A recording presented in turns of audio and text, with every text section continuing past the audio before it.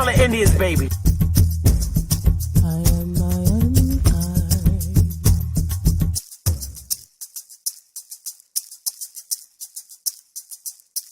A real Indian, American Indian is me, not from Africa.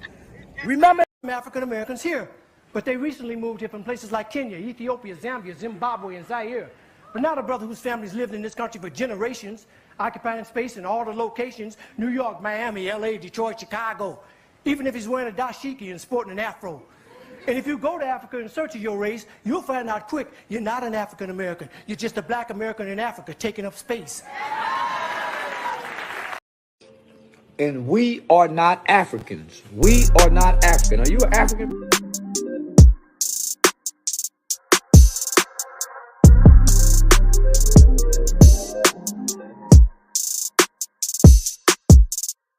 Time's been moving slowly, so we already in too deep.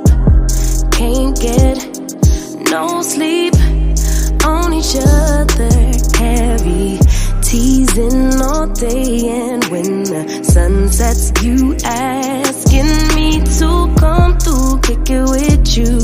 Night turn to morning dew, then you feel it rushing in, lose control. You don't wanna go slow, for sure. We both already know your place is my place. No, my place is your place. Let's face it, baby. You know all the places. My place is your place. My place. Your place. My place. Just face it. No one knows my places like you do. Your places like I do. My place like you do.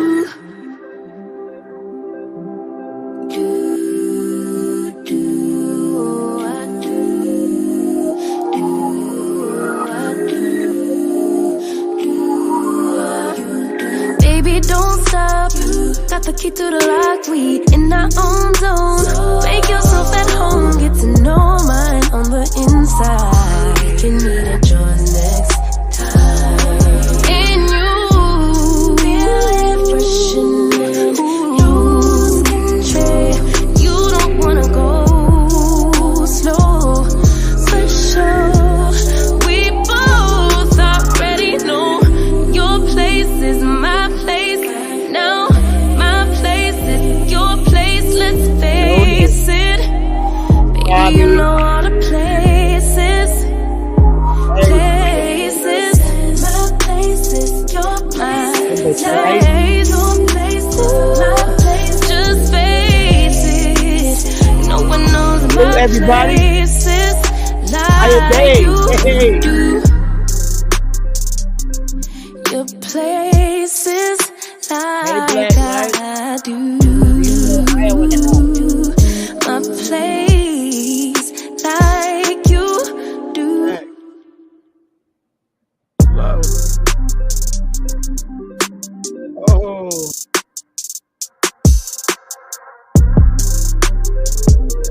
And that is it. Because I got a lot of reading to do today. Smash that like button, y'all. We're gonna get it in today.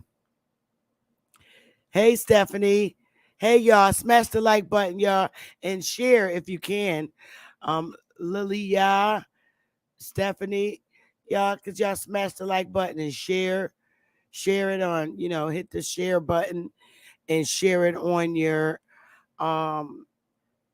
Facebook. If you got it, just share it and select the Facebook and share it that way. Or if you have a Twitter, that'll be cool too. Also, don't be afraid to hit the what is that? The button down there if you want to do a highlighted message. Feel free to do those too. I do them all the time on people's channel. But today I really want to get it in. I got enough rest after work to get it in today. about King James the First, his Bible, and his Peeps. And then we're going to move into the genocide of our ancestors and why it's so important that we should be knocking hard in state and federal courts and United Nations with what was done to us.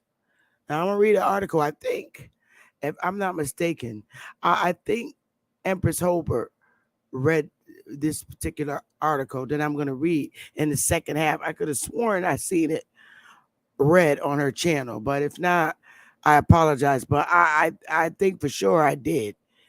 But I want to do some reading first about King James, and I'm what I'm doing and what I'm trying to get you to do visually is to understand and put those Black Europeans here in the Americas. And you can see just based on, hey, a whole lot of shorts, you'll be able to see really, you really get a real picture in your head of what the hell happened and how all this shit played out and where slavery took place and what was done and by who and who these bullies were. I don't know if y'all, anybody, give me a 1 if you seen the movie, because I'm trying to put the picture in your head. If you seen the movie The Woman King, give me a 1 if you seen that movie with Angela Davis. Give me a 1.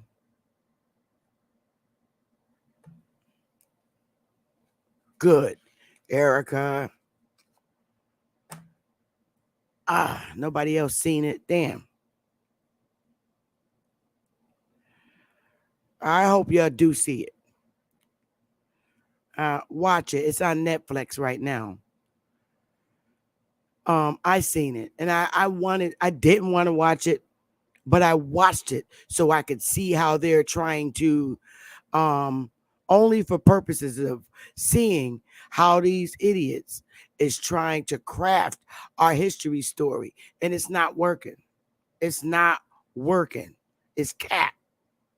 But what it does show is exactly what was done over here in North American landmass, South America, and Central America.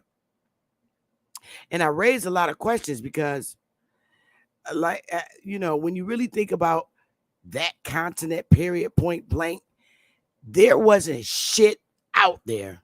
Nothing. They had gold, but there was like literally nothing out in that bitch. And there still ain't nothing really there. To me, it's a completely grossed out country, if you ask me. I'm sorry. But it just looks horrible everywhere there. Their areas look worse than our damn hoods. I'm not even going to lie. It's gross looking out there in Africa from the videos I see. I'm sorry. It just is not nice. So what I want to do, hey, Shamel, hey now, hey, Anthony, what I want to do, I'm going to go through this whole King James shit because it's very interesting. And, we have to separate ourselves from the Englishman. Okay. We do. We are separate from the Englishman based on the research that I'm reading. We are separate from them. We are not them. Now, we did business with them. And they were some real goddamn bullies. If you watch The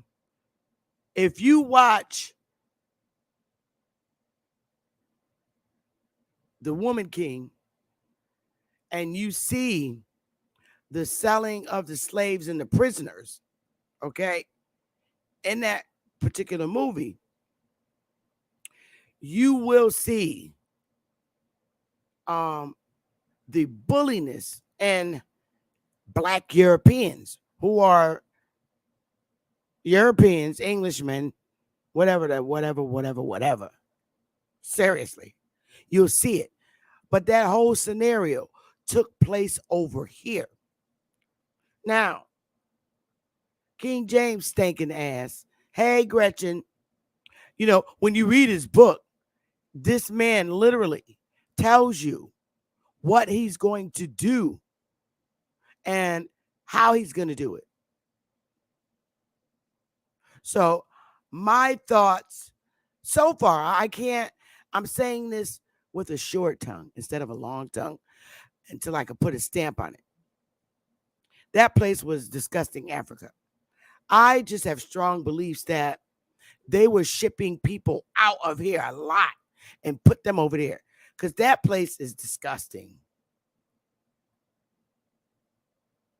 I think that they took a lot of people out and they didn't just put them in West Africa. I think they put them in different parts of that damn soil. Seriously. But that doesn't make the individual African. I really believe that they took a lot of people out here and replaced them with Black Europeans and Englishmen, white Englishmen.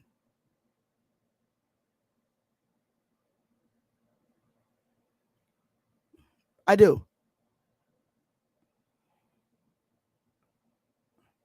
I believe that's what they did with a lot of the Aboriginal here.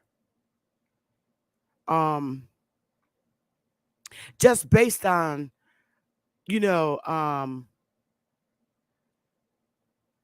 the fighting tactics and the cutting off of the heads and shit. We did that. That was our fighting style. Cutting heads off. No matter where you were in the Americas, whether it was North, Central, or South, our tactic as Aboriginals was chopping people's heads off, literally. Physically, not in a metaphor. No. I'm not using metaphoric terminology. I'm talking real physical shit. One of our fighting styles was chopping off a head, and it didn't matter if it was a male or female, based on the way the Aborigines over here fought as a people. They were treacherous. We were treacherous. Our ancestors were treacherous back then. Very treacherous. But that's how it is. That's war. War is war.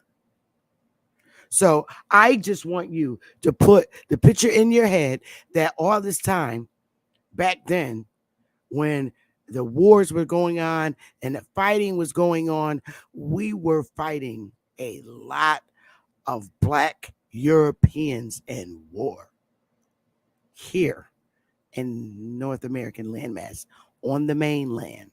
I'm speaking about the mainland. We was fighting a lot of their asses.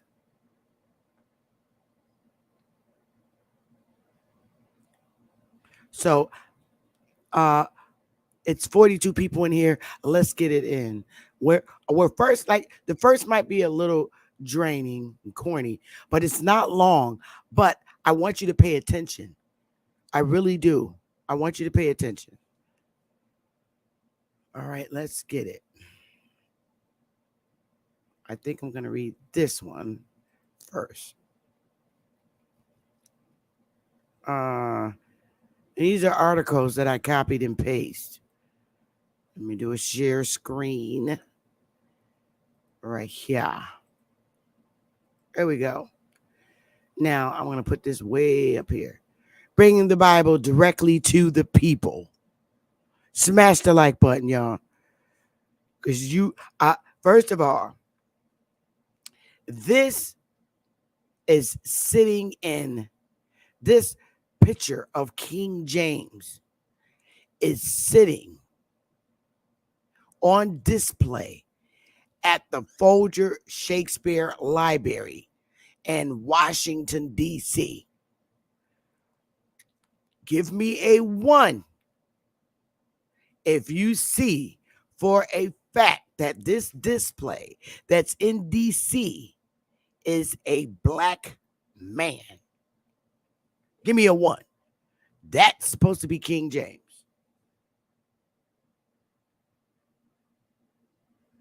Can you see that that's a black man?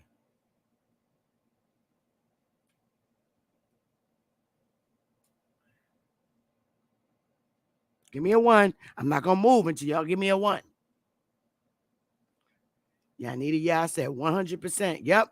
You can visually see that that is a photo of a black man that's in the Shakespeare Library in Washington, D.C. Good. Because Gretchen could run around the goddamn corner and snatch it out. Good. So now, does this look like the same goddamn man? Does that look anything like the same fucking man? I mean, do you hate black people that bad that you got to put a white picture up of him and call him King James when you know damn well King James is a black man? That is not the same picture. Facts. Whitewash. That's what that's called. You whitewashed. That's part of history.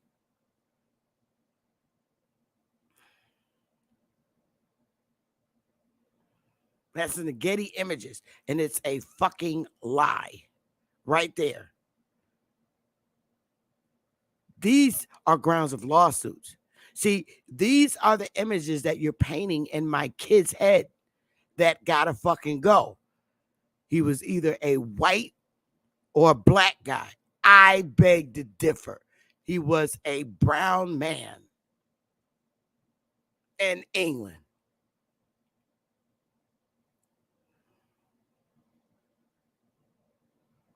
England at this time.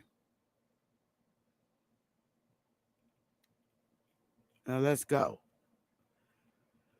When King James VI, bear with me, y'all. So it's 5 pages, but I'll try to go through it quickly because I want you to hear this. When King James VI of Scotland became King James I of England in 1603, he was well aware that he was entering a sticky situation. For one thing, his immediate predecessor on the throne, Queen Elizabeth I, had ordered the execution of his mother, Mary, Queen of Scots, who had represented a Catholic threat to Elizabeth's Protestant reign. And even though Elizabeth had established the supremacy of the Anglican Church, founded by her father, King Henry VIII, its bishops now had to contend with rebellious Protestant groups like the Puritans and Calvinists who questioned their absolute power. All right.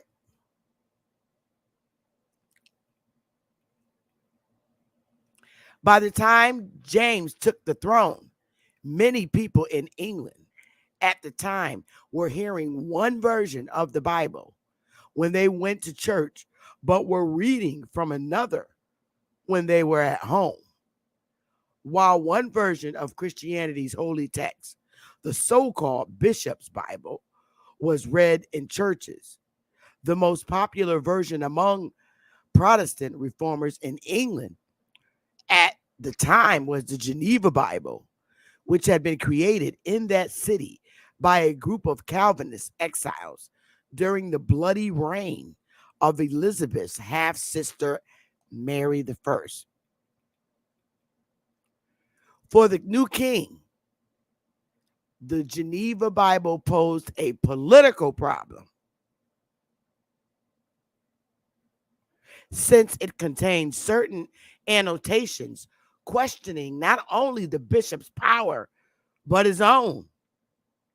So in 1604, when a Puritan scholar proposed the creation of a new translation of the Bible at a meeting at a religious conference at Hampton Court, James surprised him by agreeing. Over the next 7 years, 47 scholars and theologians worked to translate the different books of the Bible, the Old Testament from Hebrew, the New Testament from Greek, and the Apocrypha from Greek and Latin.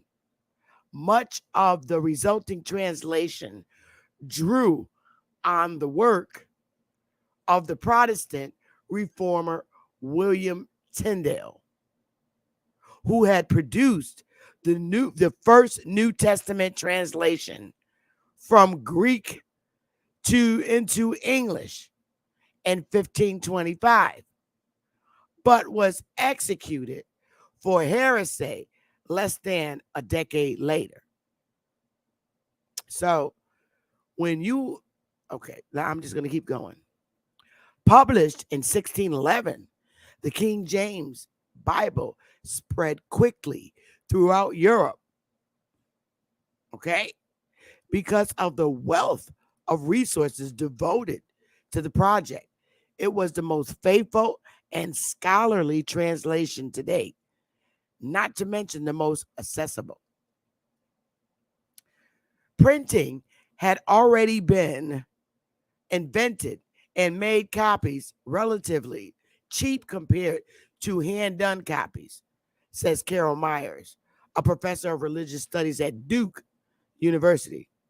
The translation into English, the language of the land, made it accessible to all those people who could read English and who could afford a printed Bible. Whereas before, the Bible had been the sole property of the church, now more and more people could read it themselves. Not only that, but the language they read in the King James Bible was English, unlike anything they had read before, with its poetic cadences and vivid imagery. The King James Version sounded to many like the voice of God himself. Come on, y'all. What was the King James Bible? Why was the King James Bible so important? By giving more people direct access to the Bible, the King James Version also had a democratizing influence on Protestantism itself, especially in the English colonies being settled in the New World. Especially in the English colonies being settled in the New World.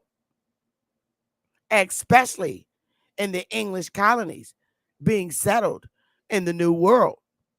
The Puritans and other reformers didn't overtake the Anglican Church in England, Myers explains.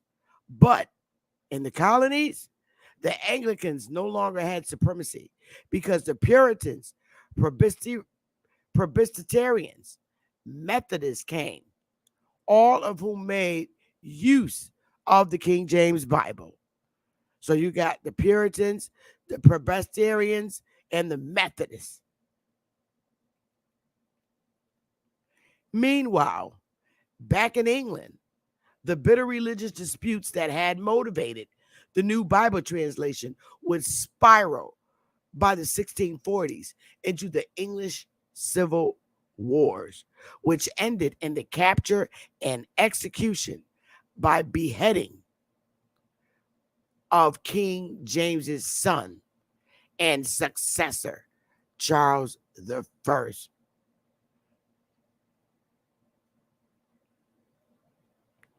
If James had hoped to quash any doubt of his and his successor divine right to power, he clearly hadn't succeeded. Myers points out that King James Bible gave people access to passages that were not ordinarily read in church, passages that limit the power of secular rulers like James. As an example, she cites Deuteronomy 17, which reads, "One from among thy brethren shall thou set king over thee." But it also suggests that the king should not acquire too many horses, wives, or silver and gold for himself, and that he, like anyone else, should be subject to the laws of God. King James wanted to solidify his own reputation as a good king by commissioning the translation, Myers says. Maybe he didn't know about the passages about the limits of the king's powers, or think making them available to all might threaten his divine right as king.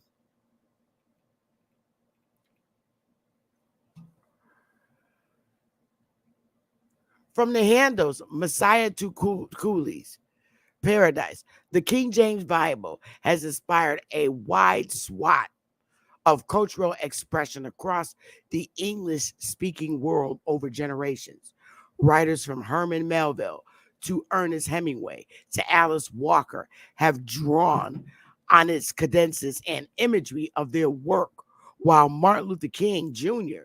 quoted the King James Version of Isaiah from memory in his famous I Have a Dream speech. Beyond the countless artists and leaders inspired by the King James Bible, its influence can be seen in many of the expressions English speakers use every day. Phrases like "my brother's keeper," "the kiss of death," "the blind leading the blind," "far from grace," "eye for an eye," and "a drop in the bucket," to name only a few, all owe their existence, or at least their popularization in English, to the King James Version. From the earliest 20th century onward, mainstream Protestant denominations increasingly turned toward more modern Bible translations, which had been able to provide more accurate readings of the source text, thanks to the use of more recently discovered ancient Semitic texts unavailable in 1611. Still, the King James Version remains extremely popular. As late as 2014, a major study on the Bible in American life found that 55% of Bible readers said they reach most often for the King James Version, compared to only 90% who chose the New International Version, first published in 78 and updated most recently in 2011. The high percentage also likely included people who favored the New King James Version and update of the classic English text published in the 80s. It's clear that after more than 400 years, the King James Bible has more than proven its staying power for reading and worship services. It's much more majestic than most of the modern translation, says Myers. It's had a very powerful influence on our language and our literature to this very day. And all these credits go to Sarah Pruitt. I'm going to stop there because I don't do the Bible at all. So now we know clearly that we were dealing and are and have been during that time over here on our land. There's so many questions to ask. We've been dealing with wholly so Black and Tawny people. And that's a fact. That's a fact. Now,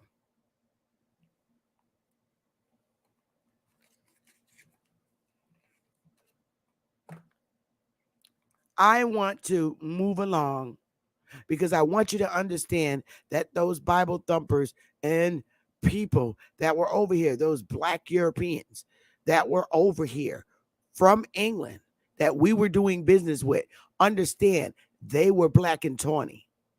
All right. They did not, when Benjamin Franklin was writing, did you notice in any of his writings, he didn't speak about any Mongoloids at all?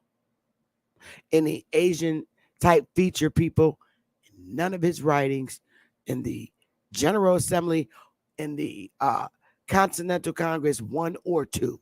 He spoke nothing about people of Asian descent. These were what we call today, the people he was dealing with was Aboriginals, American Indians. Not, I don't know nothing about Moors. I don't claim Moors. Some people do. Ain't got no static against them. But understand this. When Benjamin Franklin took any of his notes and all notes, and he was the most popular publisher back during that time, he spoke nothing about what you see in these nations today. And that's a fact. I need you to know that, and I need you to understand that. Now I'm going to move on and get into, like I said, I think, if I'm not mistaken, Empress shared this, but I want you to see the vital importance of this next document. Where is it? Let me get it to the beginning. I want to read, and then we're going to get into it. Let's go, y'all. Smash the like button. Hey, Big Dog. T. Cortez. Hey, now. All right. The Real Autonomous Defense League. I still got your picture and stuff that need to go up, but I haven't had a chance to do it. All right, here we go with the next document. Let's get into the religion and the genocide shit. And why it's so important that even you should file an individual lawsuit. Now, Christianity is the most prevalent religion in the United States. Estimates from 2021 suggest that of the entire U.S. population, 332 million, that's 63% of the United States is Christian. They took on the indoctrination brought here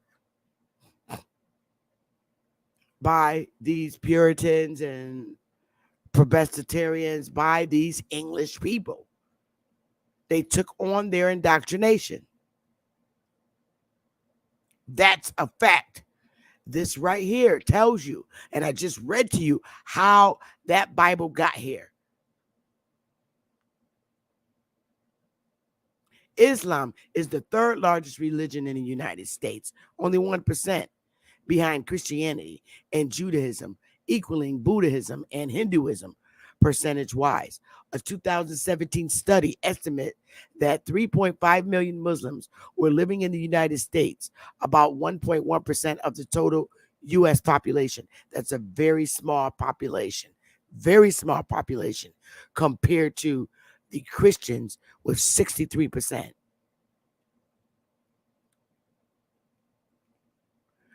The Mayflower arrived in New England on November 11th, 1620. So all these stinky people from England came here in 1620.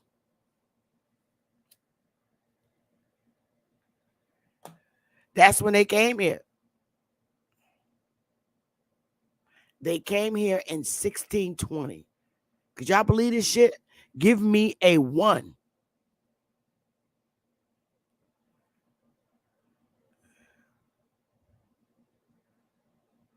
When you really look at it, not long. They came here from England in 1620. That's a fact. Way before Benjamin Franklin was born now. But His word speaks volumes of who the hell was over here. They didn't get here till 1620, supposedly, after a voyage of 66 days. That's 2 months.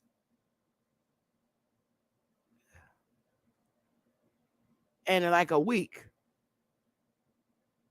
Although the Pilgrims land had originally intended to settle near the Hudson River in New York, dangerous shoals and poor winds forced the ship to seek shelter in Cape Cod. That's up in Mass.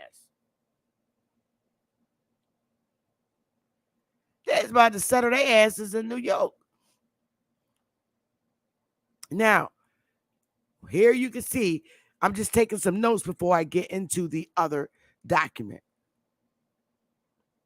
Benjamin Franklin was born in 1706 to a modest family in Boston, Massachusetts. So his little ass comes from a family of Englishmen.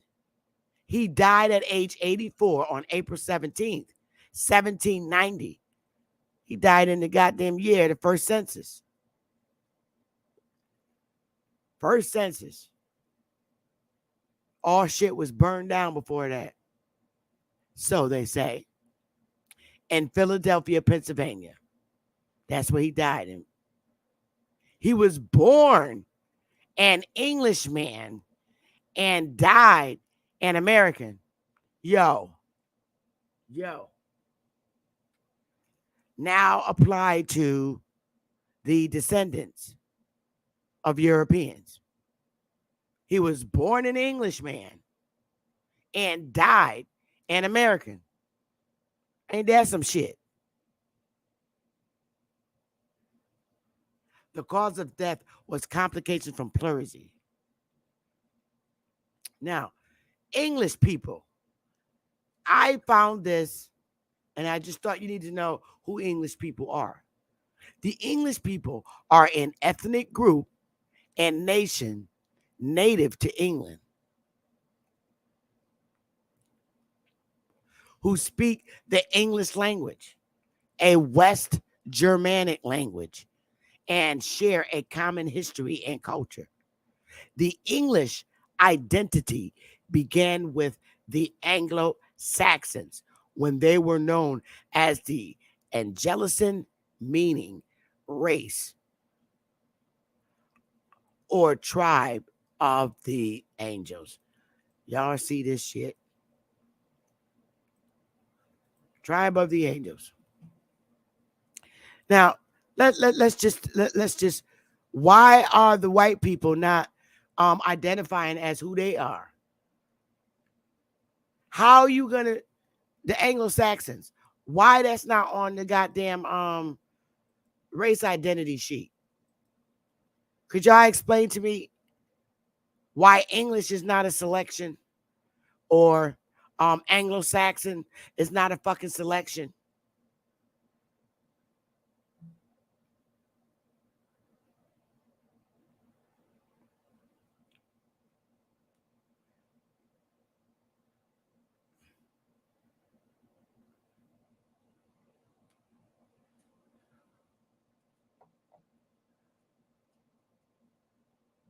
Please explain this to me.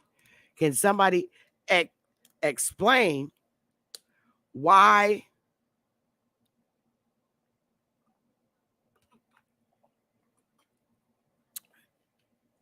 English is not an identity on job applications or Anglo-Saxons? Why that shit ain't on applications? How you gonna be born an Englishman and die an American?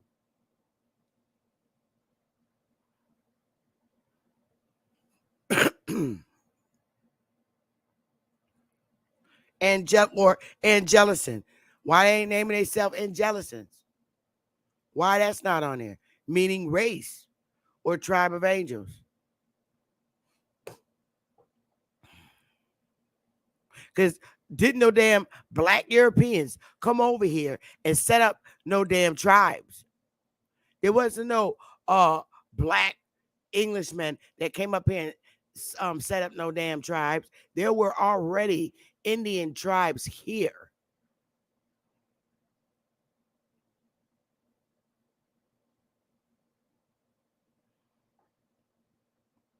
There were already indigenous people to this soil here. Just like King Chief Kanasatago said, our ancestors are from this soil and been here ever since. Their descendants been here ever since. That's us. So what the hell are you talking about? How the hell you an American? You English. You're an Anglo-Saxon. Feel kind of funny when you tell the people who tell you who the hell you are, right? But they don't want to hear who the hell they are. They don't want to identify who the hell they are. Your ass is an Anglo-Saxon. That should be on job applications and forms to distinguish you.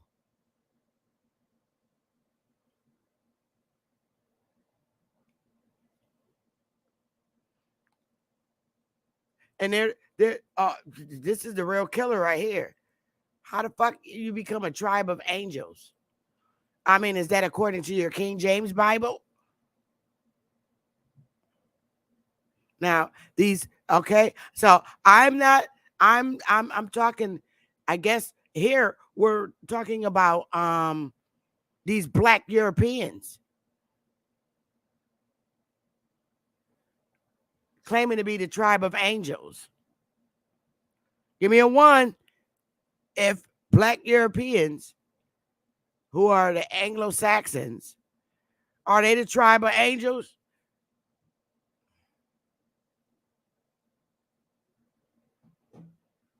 Angelicin. How are you going to be an Angelicin? That's like a real high supreme being. But y'all got y'all ass whooped by the Indians.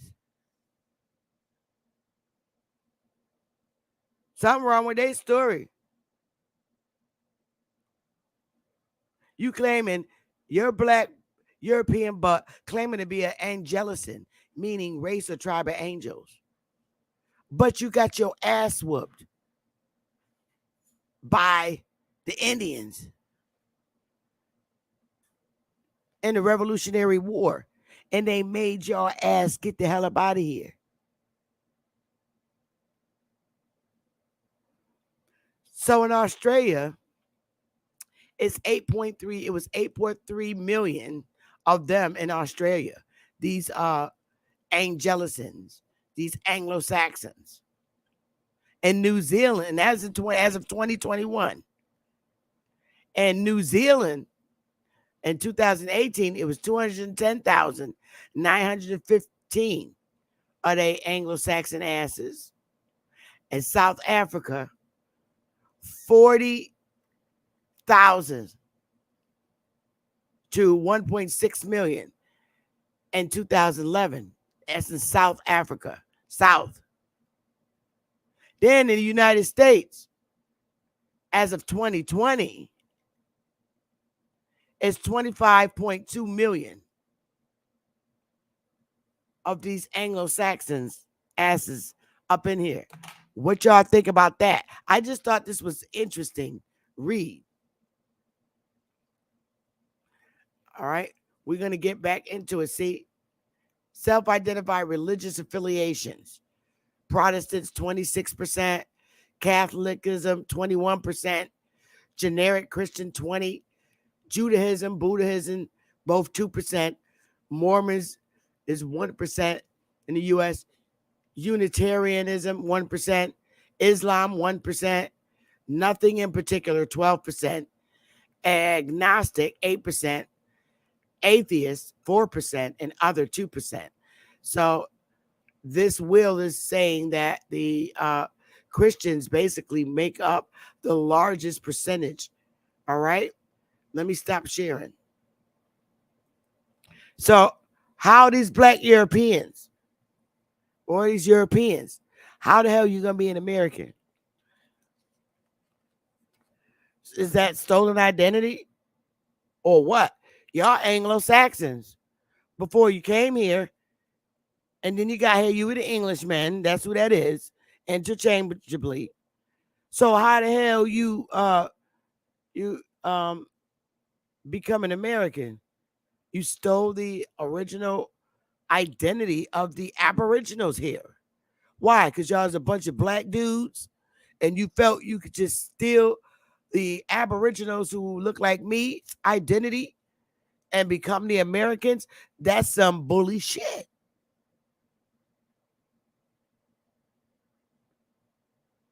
That's some bully shit.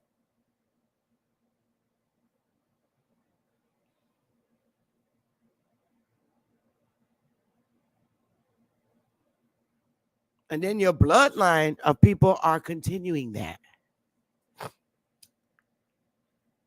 I'd be embarrassed if I was an Anglo-Saxon running around talking about I'm an American. Anybody coming over here saying they're American is an embarrassment. Every time a foreigner comes over here and say they're an American, they are stealing the identity of the original people.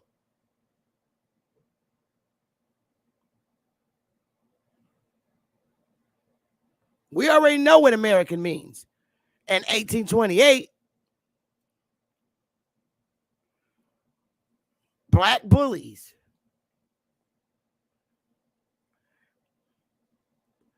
these Angelican tribes that brought their ass over here, and then they got their ass whooped and they made them get out of here during the Revolutionary War. So when they left, they took their little Anglo-Saxon ID with it. But you left people here coming over here. Every time somebody come over here, they saying they're a damn American. No, you're not. No, you're not.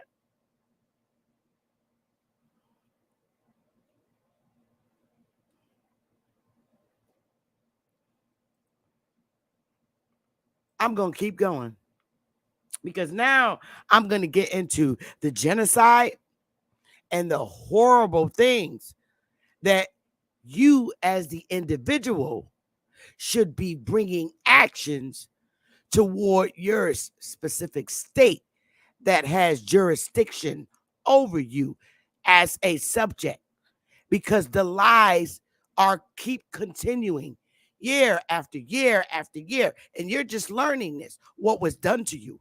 You were taught a lie about your history, and now because you can read and comprehend and shit now, and you're finding out the truth about your history, and you've been suffering everything that is grounds for lawsuits. You should be filing as an individual in court against the state of your jurisdiction, because every state has an education department.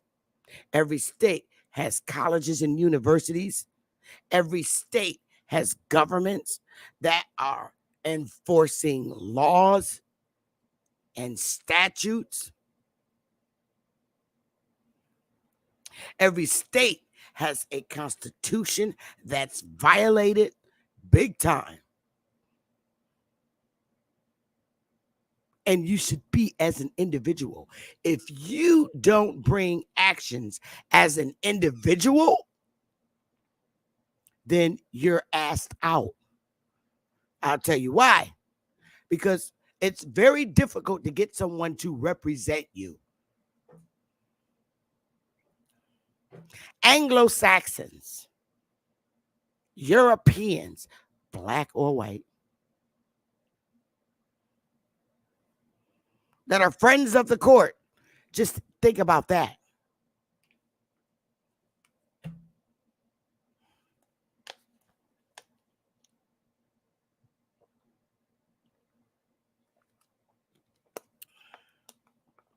Friends of the court are lawyers. They're friends of the court.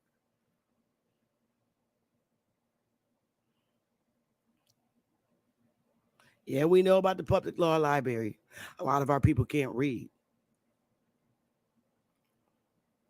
So when you file your lawsuit, you should give copies to all the people in your community that can't read real good, so they could just change the fucking name and replace it with theirs.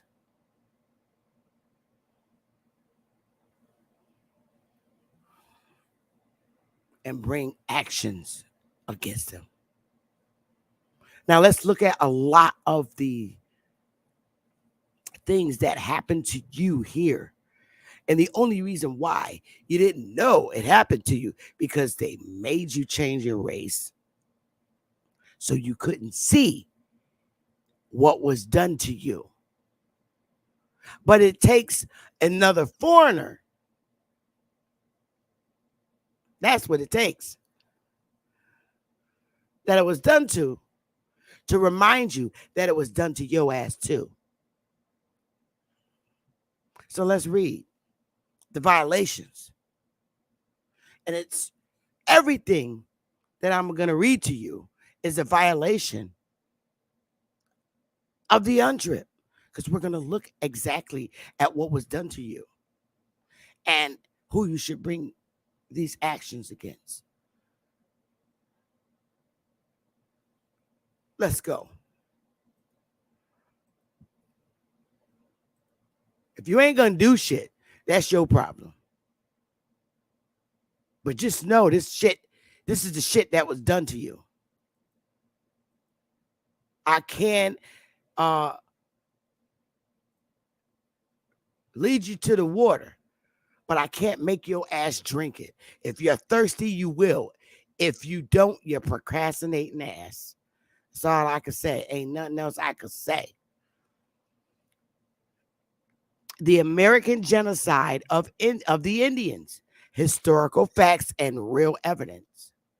The term genocide, fair use, made from the ancient Greek word genos, which means race, nation, or tribe, and the Latin cadere, which means killing, annihilation, was the first coined by Raphael Lemkin, a Polish Jewish legal scholar, in his 1944 book Axis Rule in Occupied Europe. Okay?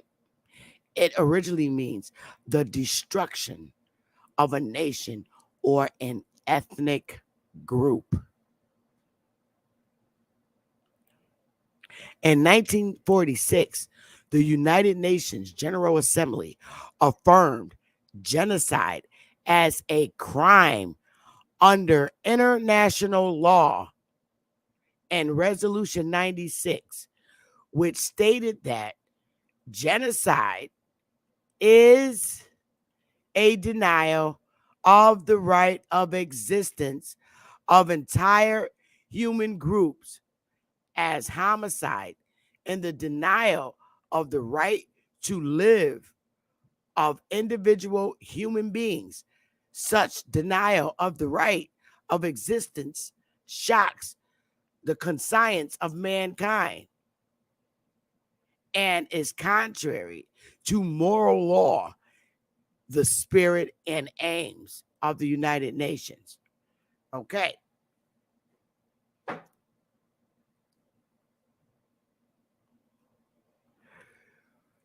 Are your rights to exist as a people, have they been denied? Give me a 1 or a 2.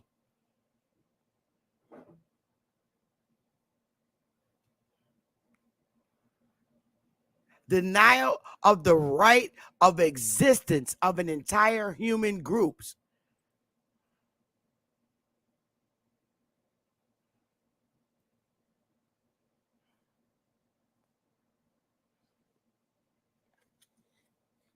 Give me a 1.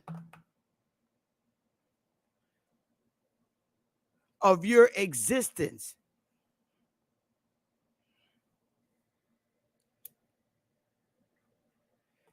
Your ancestors were told, we have the writings, that they could not say who they were. You ended up being Negroes. You went from being Aboriginals to African Americans. You went from being the original people of this landmass to African Americans.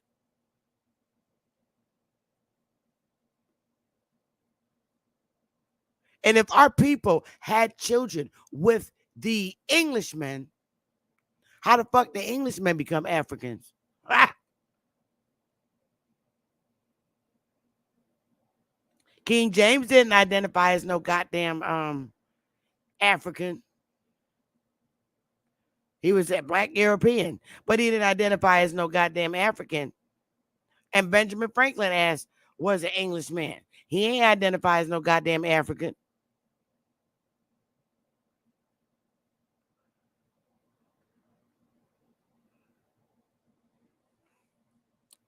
On December 9th, 1948, the United Nations General Assembly adopted Resolution 260A, or the Convention on the Prevention and Punishment of the Crime of Genocide, which entered into force on January 12, 1951.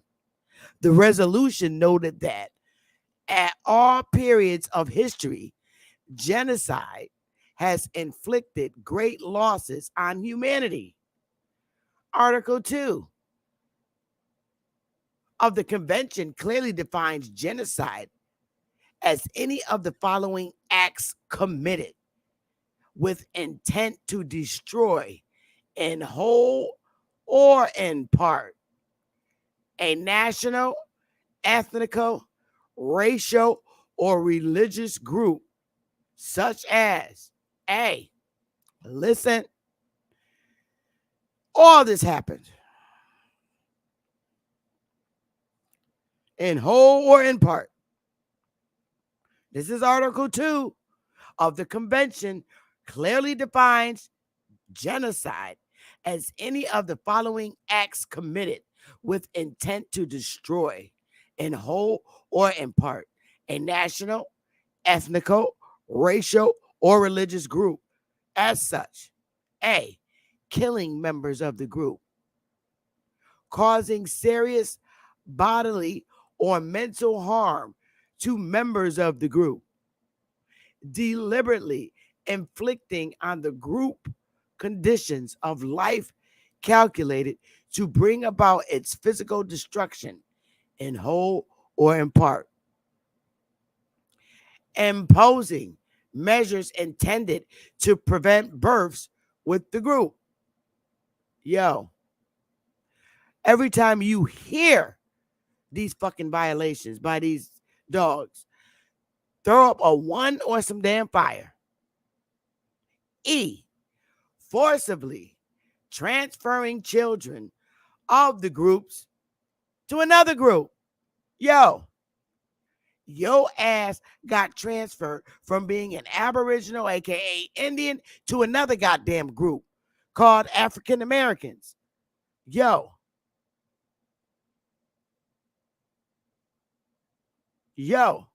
all this shit happened. Bodily harm, deliberately inflicting on the group conditions of life calculated to bring about its physical destruction. Look at our hoods.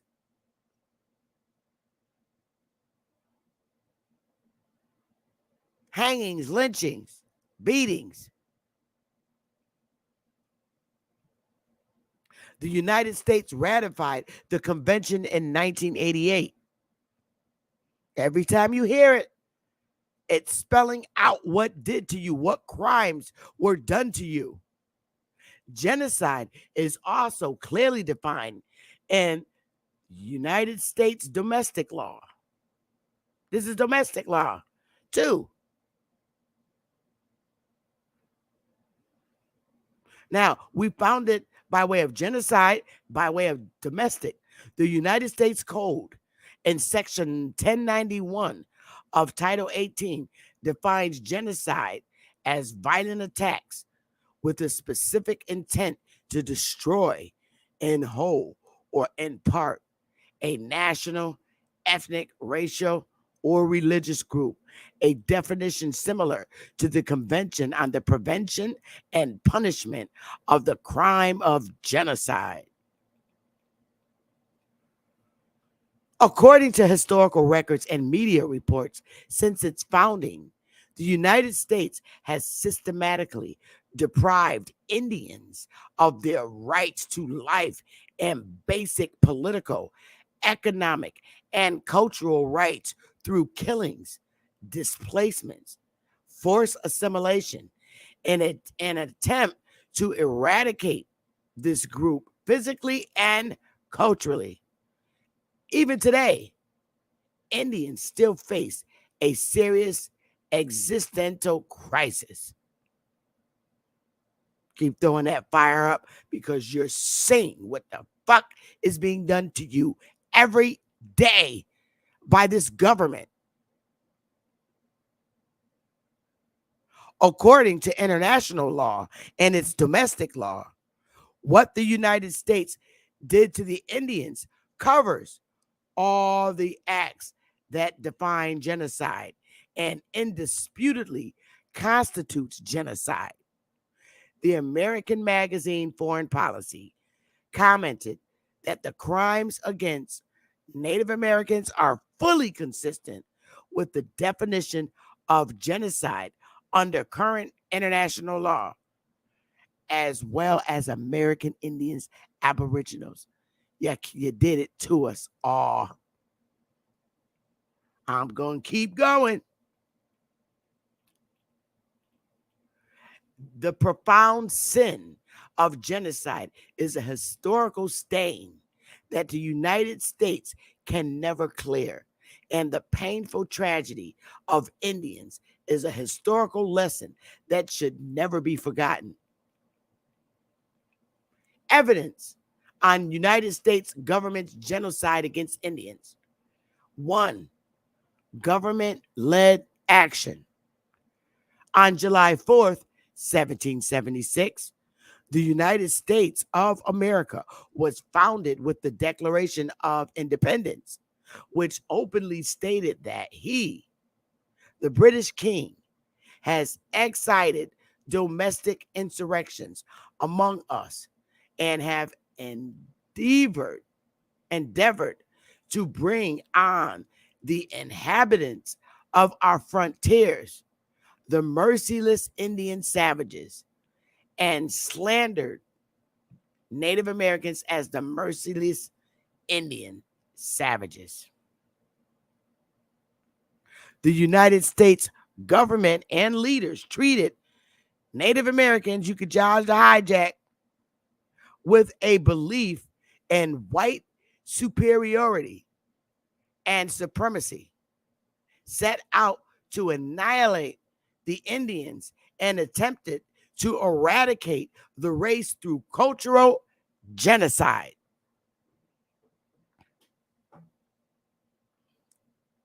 The United States was not running around here killing Asian-looking, Mongoloid-looking people. They was doing that to the Negroes, the Aboriginals, aka American Indians.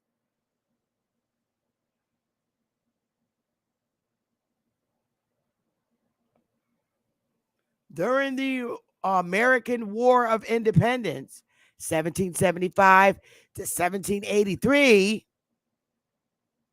the Second War of Independence, 1812 to 1815, and the Civil War, 1861 to 1865. Yo. Who the hell was in the Second War of Independence, 1812, that's Andrew Jackson ass, and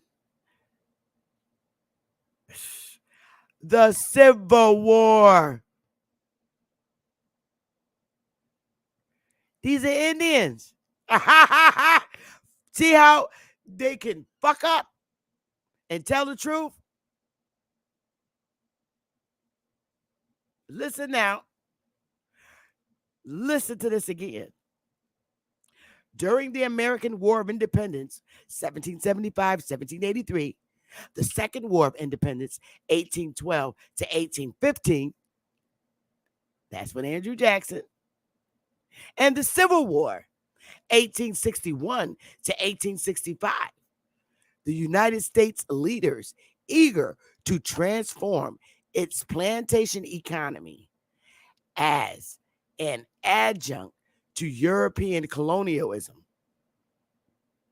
and to expand their territories, coveted the vast Indian lands, and launched thousands of attacks on Indian tribes, slaughtering Indian chiefs, soldiers, and even civilians, and taking Indian lands for themselves. Who was down in South Carolina, North Carolina, Georgia, Virginia, all these places? Tennessee, Texas, come on, y'all. Fire. We didn't see Wang Lu and Ling and all these people fighting in these particular wars. That was us. So you know who the Indians they're talking about. Do not play with me. Don't. No Wu Shan Puan or Tashu Puan. That was Pookie, Ray Ray, Big Mama, Little Man, Quadisha, Akakisha, Little Bucky, Big Bucky, Junior Boo. That's who this was happening to. Otherwise, why would you stick the Civil War in there? They was taking, why would you stick the Civil War in there?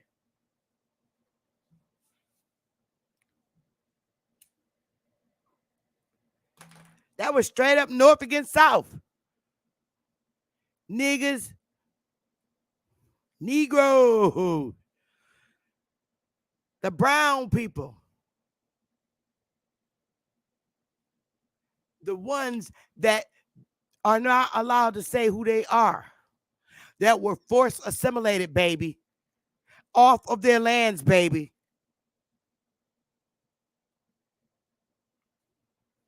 1862, the United States enacted the Homestead Act, which provided that every American citizen above the age 21 with a mere registration fee of 10 US dollars could acquire no more than 160 acres, about 64.75 hectares of land in the West. Lured by the land, the white people swarmed into the Indian areas and started a massacre that resulted in the death of thousands of Indians.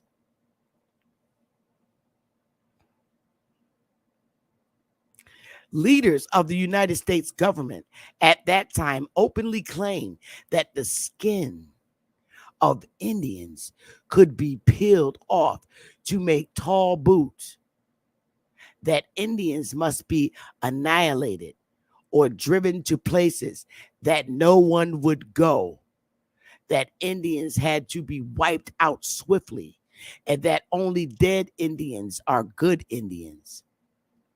American soldiers saw the slaughter of Indians as natural, even an honor, and would not rest until they were all killed. Similar hate rhetoric and atrocities abound and are well documented in many Native American extermination monographs. Let me tell you something. They took our skin, this brown skin, to make some goddamn brown boots, but we still here. Bloody massacres and atrocities. Since the colonists set foot in North America, they had systematically and extensively hunted American bison, cutting off the source of food and basic livelihood of the Indians and causing their death from starvation and large numbers. Let me just stop there for 1 second, y'all. Let me stop there for 1 second because I want to remind you of cutting off our damn food. Let's go there. How did they cut off our damn food? Right there. Give me a 1 if you now understand this.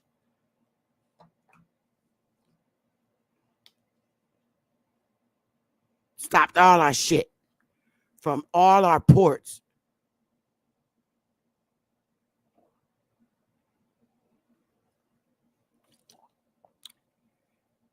Good. I'm glad you do, Gretchen. Understand it. There you go. Smash the like, y'all.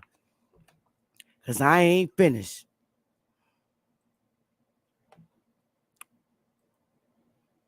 Let's get back to it.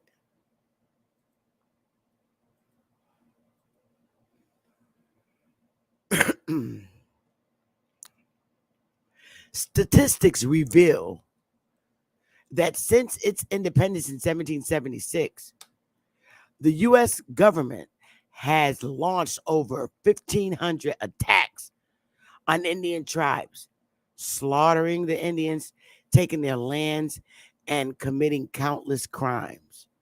In 1814, the United States government decreed that it would award $50 to $100 for each Indian skull surrendered. We're talking around Andrew Jackson time. This is in 1814. The American historian Frederick Turner acknowledged in the significance of the Frontier of American History, released in 1893, that each frontier was won by a series of war against the Indians. The California Gold Rush also brought about the California Massacre. Peter Burnett, the first governor of California, proposed a war of extermination against Native Americans, triggering rising calls for the extermination of Indians in the state. In California, in the 1850s and 60s, an Indian skull or scalp was worth $5, while the average daily wage was 25 cents. From 1846 to 1873, the Indian population in California dropped to 30,000 from 150,000. Countless Indians died as a result of the atrocities. Some of the major massacres include, here we go. In 1811, American troops defeated the famous Indian chief Tecumseh and his army in the Battle of Tippecanoe, burned the Indian capital, Prophetstown, and committed brutal massacres. From 1813 to January 1814, the U.S. Army launched the Creek War against the Native Americans, also known as the Battle of Horseshoe Bend. On March 27, 1814, about 3,000 soldiers attacked the Creek Indians at Horseshoe Bend, Mississippi Territory. Over 800 Creek warriors were slaughtered in the fight, and as a result, the military strength of the Creeks was significantly weakened. On the Treaty of Fort Jackson, signed on August 9th of the same year, the Creeks ceded more than 23 million acres of land to the U.S. federal government. Now, we're starting in 1811, y'all. We have an 1800 census with our ancestors living in their homes as head of households. And if they were removed, you would know, because they were there and the Indian territory they were in was the Indian that their asses were. Fire, please. We ain't finished. On November 29th, 1864, Pastor John Chivington massacred Indians at Sand Creek, in southeastern Colorado, due to the opposition of a few Indians to the signing of land grant agreement. Pastor John Shivington. Yo, Pastor John Shivington massacred Indians. What a nice pastor. Praise the Lord. It was one of the most notorious massacres of Native Americans. Maria Montoya, a professor of history at New York University, said in an interview that Shivington soldiers scalped women and children, beheaded them, and paraded them through the streets upon their return to Denver. Go ahead, Pastor, with your bad self. James Anaya, former UN Special Rapporteur on the Rights of Indigenous People. Y'all know the UNDRIP. Submitted his report after a country visit to the United States in 2012. According to the accounts of the descendants of the victims of Sand Creek Massacre in 1864, around 700 armed U.S. soldiers raided and shot at Cheyenne and Arapaho people living on the Sand Creek Indian Reservation in Colorado. Media reports show that the massacre resulted in the deaths between 70 and 163 among the 200 plus tribal members. 2/3 of the dead were women or children, and no one was held responsible for the massacre. The United States government had reached a compensation agreement with tribal descendants, which had not been delivered even to this day. Take a look at who was the president in charge around in that time. On December 29th, 1890, near the Wounded Knee Creek in South Dakota, U.S. troops fired at the Indians, killing and injuring more than 350 people, according to the United States Congressional Record. After the Wounded Knee Massacre, armed Indian resistance was largely suppressed. About 20 U.S. soldiers were awarded the Medal of Honor. In 1930, the U.S. Bureau of Indian Affairs began sterilizing Indian women through the Indian Health Service Program. Sterilizing was conducted in the name of protecting the health of Indian women, and in some cases, even performed without the woman's knowledge.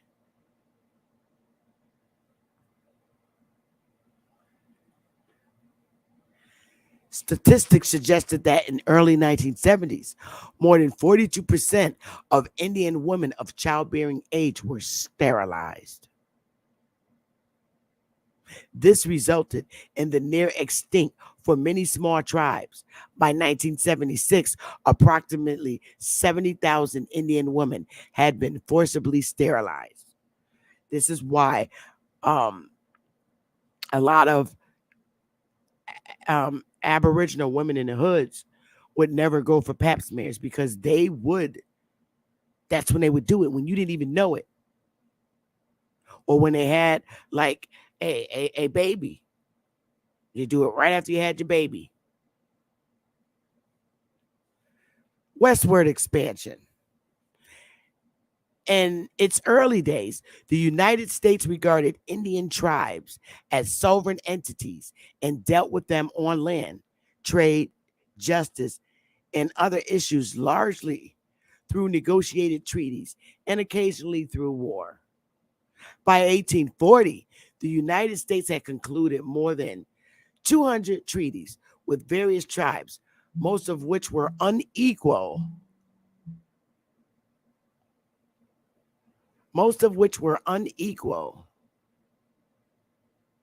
My phone rung, sorry.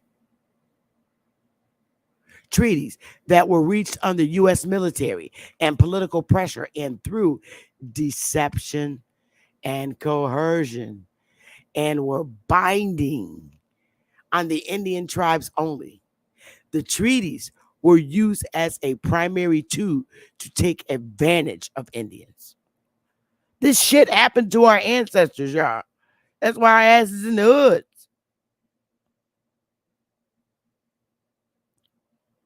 In 1830, the United States passed the Indian Removal Act, which marked the institutionalization of forced relocation of Indians in the country. The act legally deprived Indian tribes of the right to live in the eastern United States, forcing some 100,000 Indians to move to the west of the Mississippi River from their ancestral lands in the South. Who the hell you think lived in the South?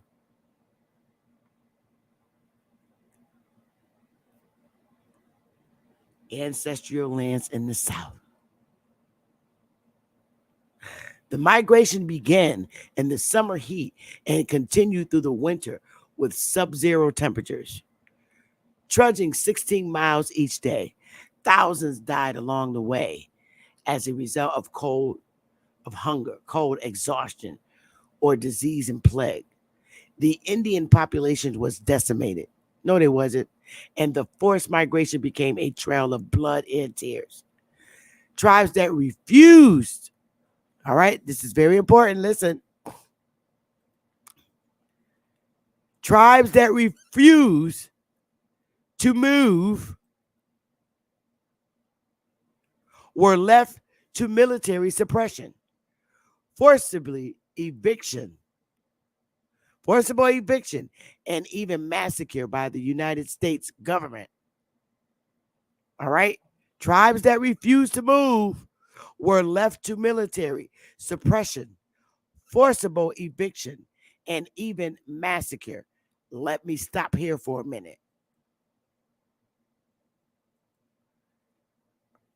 I know fire lets me know that you are listening and you are paying attention.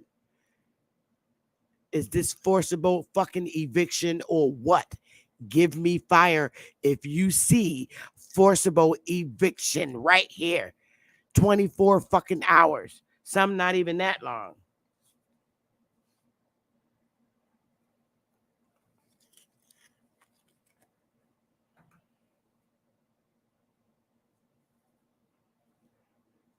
Thank you.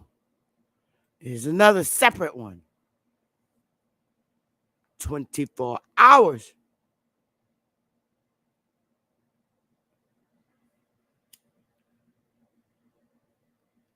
It's the kind of shit that pisses me the fuck off.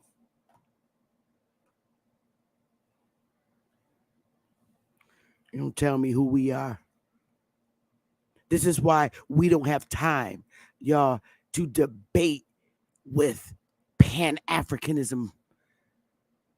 Don't even entertain them when you got shit like this over your head.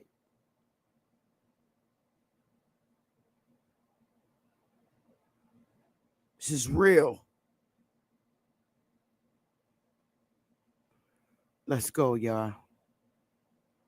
And it's also heartbreaking because we can't fathom what our third generation grandmothers went through. Now I know why my grandma had to get out of where they were. Now I know why.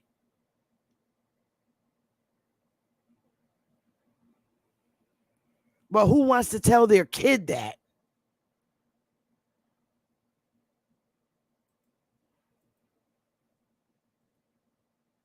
No time to debate with Africans, Americans.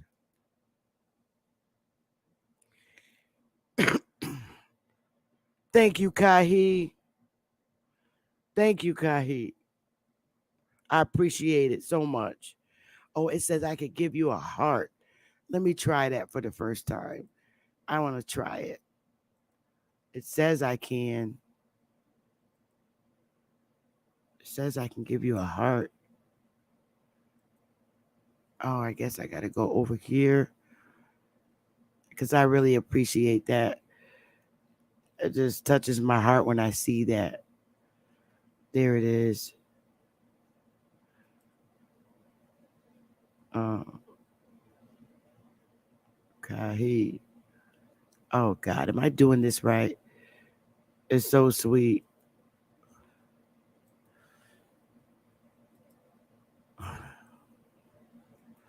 Let me find it. I'm trying this new thing that they said I could do. I guess I didn't do it right. Oh, wait a minute. Here it is. There it is. I did it.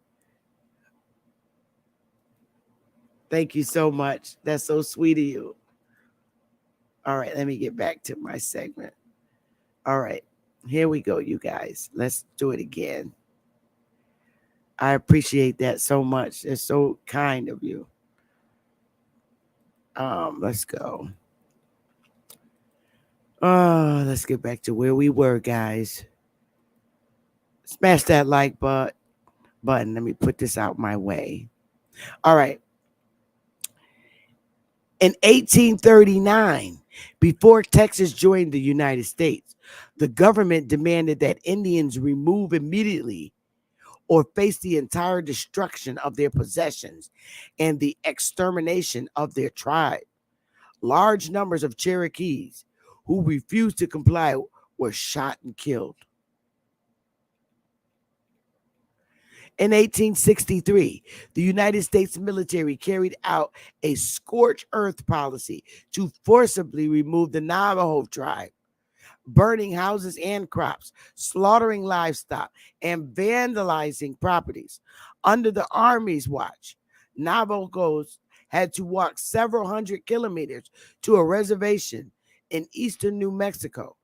Pregnant women and seniors who fell behind were shot on the spot.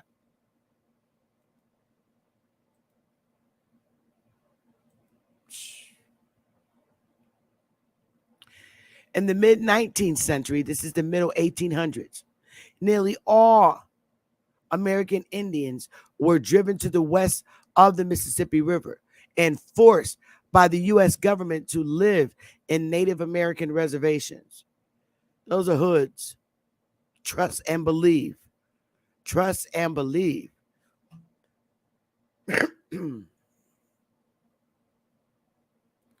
As was written in the Cambridge Economy History of the United States, as a result of the U.S. government's forcible expulsion of the last Indians in the East, only a very small number of Indians who were individual citizens of the nation, or those individual Indians who went into hiding during the forceful expulsion, remained in the region.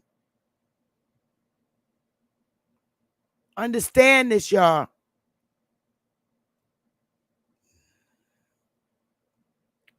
As written in the Cambridge Economic History of the United States, as a result of the U.S. government's forcible expulsion of the last Indians in the East, we're talking the East now, only a very small number of Indians who were individual citizens of the nation, or those individual Indians who went into hiding during the forceful expulsion, remained in the region.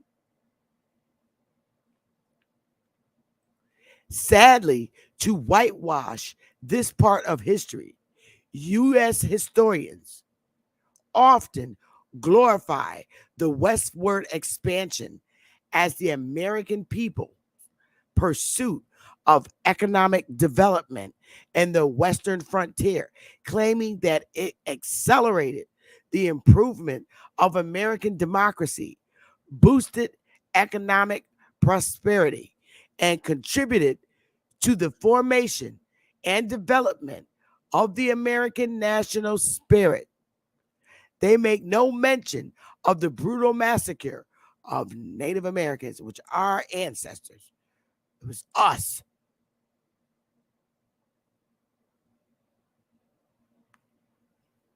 In fact, it was after the westward expansion that the budding civilization of the Americas was destroyed, and the Indians, as one of the several major human races, faced complete extinction. How do you get rid of a nigga? Make him black and dead and unrecognized.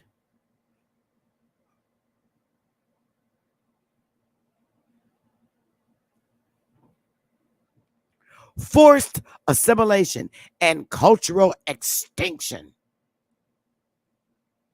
To defend the unjust deeds of the United States government, some American scholars in the 19th century trumpeted the dichotomy of civilization versus barbarism and portrayed Native Americans as a savage, evil, and inferior group. Now, let me tell you something. Wasn't no Ling Ling Wu Su Lus walking around here evil and mean and barbarous, and that was our ancestors. They always looked at us as savage, evil, and inferior people. Always. And they still do to this day. If you're comparing the hoods, they are viewed as evil because they kill each other, savages, and inferior group. They're still doing that today. And that's how they look at the inner cities, all of them.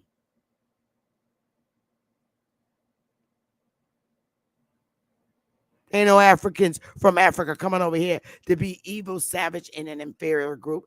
That was our people. They still look at them like that in our dirty rat hoods, as they call them. Francis Parkman, a famous 19th century, that's the 1800 American historian, even claimed that the American Indian will not learn the arts of civilization, and he and his forest must perish together. Who is getting the shitty public education? Who does not understand and were never taught the art of civilization? I'll wait.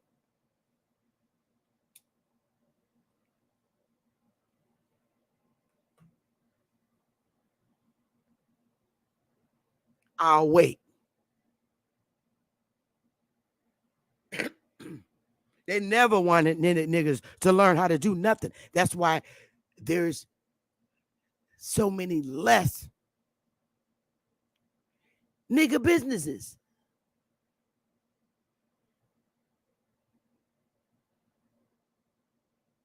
They just want you to die, kill each other up in your hoods. George Bancroft, Parkman's contemporary and another well-known American historian, also claimed that compared with the white people, Native Americans were inferior in reason and moral qualities, adding that nor is this inferiority simply attached to the individual. It is connected with organization and is the characteristics of the race. Such an attempt to justify colonial plundering by demeaning Indians is nothing but racial discriminative. I'll wait.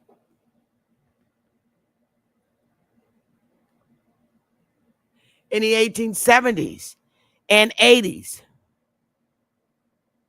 while our ancestors are up on these motherfucking General Assemblies, the United States government adopted a more aggressive policy of forced assimilation to liberate the social fabric and culture of Indian tribes. The core objective of the strategy was to destroy the original group affiliation. Original, original, original.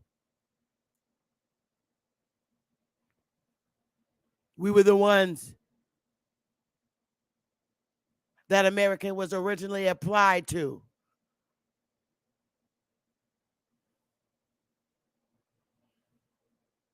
The core objective of the strategy was to destroy the original group affiliation as well as the ethnic and tribal identity of the Indians and transform them into individual Americans with American citizenship, civic consciousness, and identification with mainstream American values.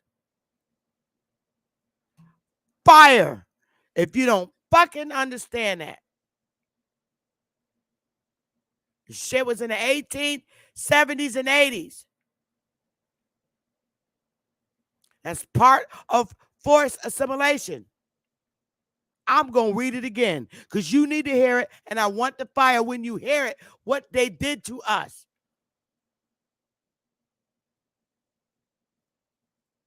In the 1870s and 80s, the United States government adopted a more aggressive policy of forced assimilation to liberate the social fabric and culture of Indians.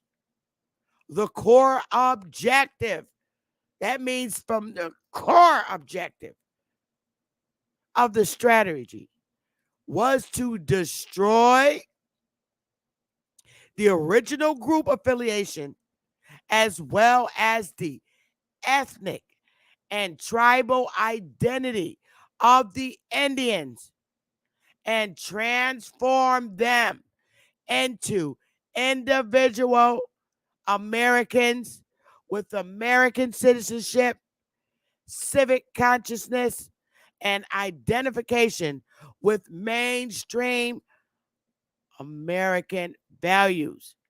May I say white mainstream American values. For measures were taken to this end.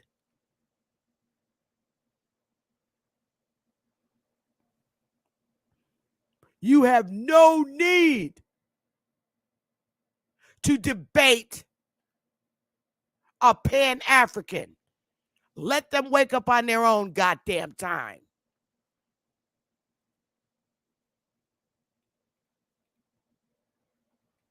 First,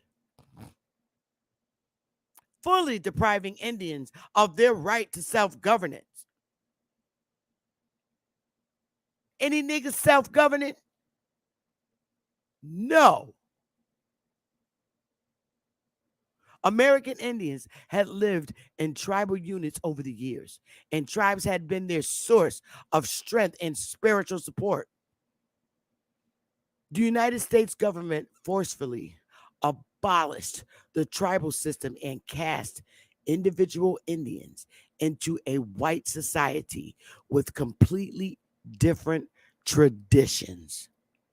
Unable to find a job or make a living, the Indians became economically destitute, politically deprived, and socially discriminated against.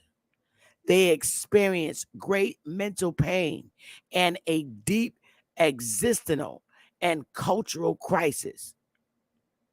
In the 19th century, which is the 1800s, the thriving Cherokee tribes enjoyed a material life almost comparable to that of frontier whites. Yeah, well, that's because they're all white. Nevertheless, with their right to self-governance and their tribal system gradually abolished by the United States government, the Cherokee community quickly declined and became the poorest group among the indigenous people. Not no fucking more. They're all white and bright and everything is right. They look nothing like the original people. Second, trying to destroy Indian reservations through land distribution and ultimately disintegrate their tribes. The Dawes Act passed in 1887 authorized the U.S. president to dissolve Indian reservations. So wherever you lived, if you lived on a plantation, your own plantation, that reservation you had was dissolved. Abolish the tribal land ownership and the original reservations and allocate land directly to the Indians living inside and outside the reservations, forming a de facto land privatization system. So you live outside the reservation, you should be able to go and get you a motherfucking land allocated to you. The abolition of tribal land ownership disintegrated the American Indian communities and seriously undermined tribal authority. As the highest form of tribal unity, the traditional ritual, Sundance, was regarded as heresy and thus banned.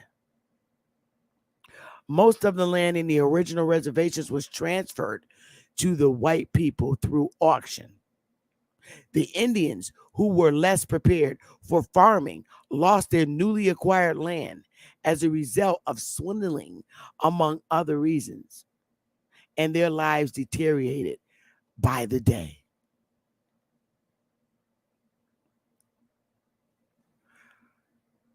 Third, taking steps to fully impose American citizenship on the Indians.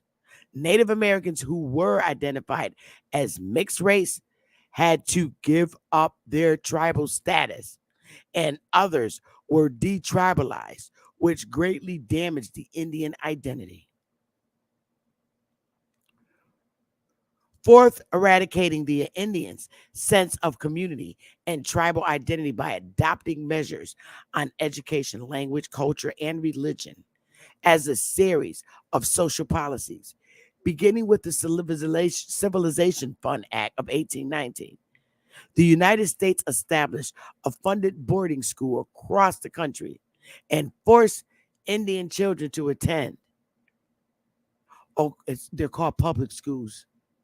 According to a report by the National Native American Board Schooling Healing Coalition, there have been altogether 367 boarding schools throughout the U.S.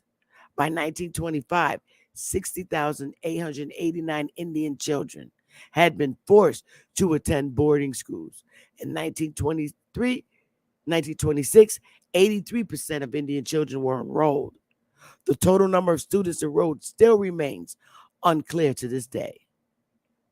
Guided by the idea of kill the Indian, save the man, the United States banned Indian children from speaking their native language, wearing their traditional clothes, or carrying out traditional activities.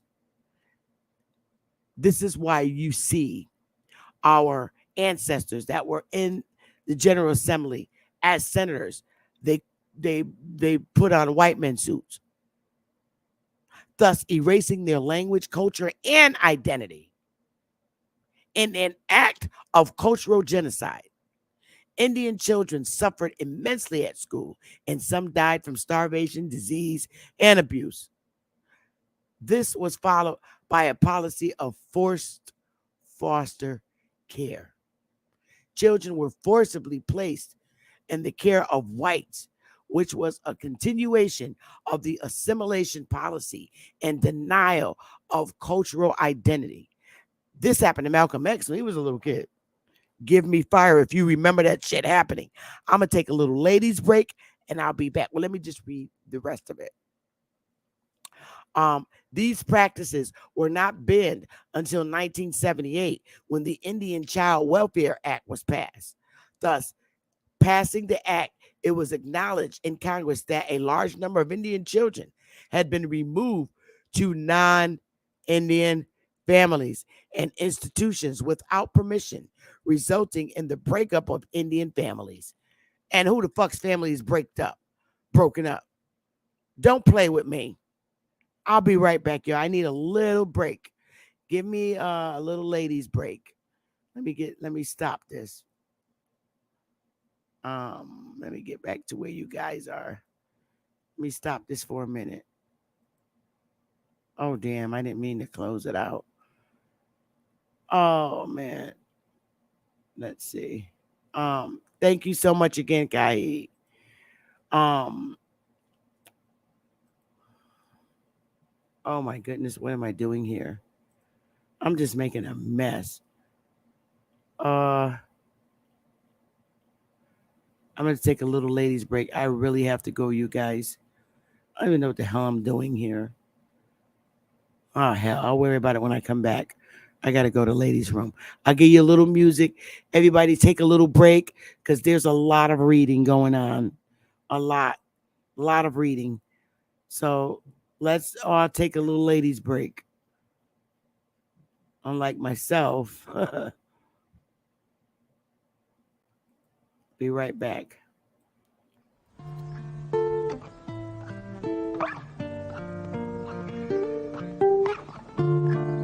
Long live Ed.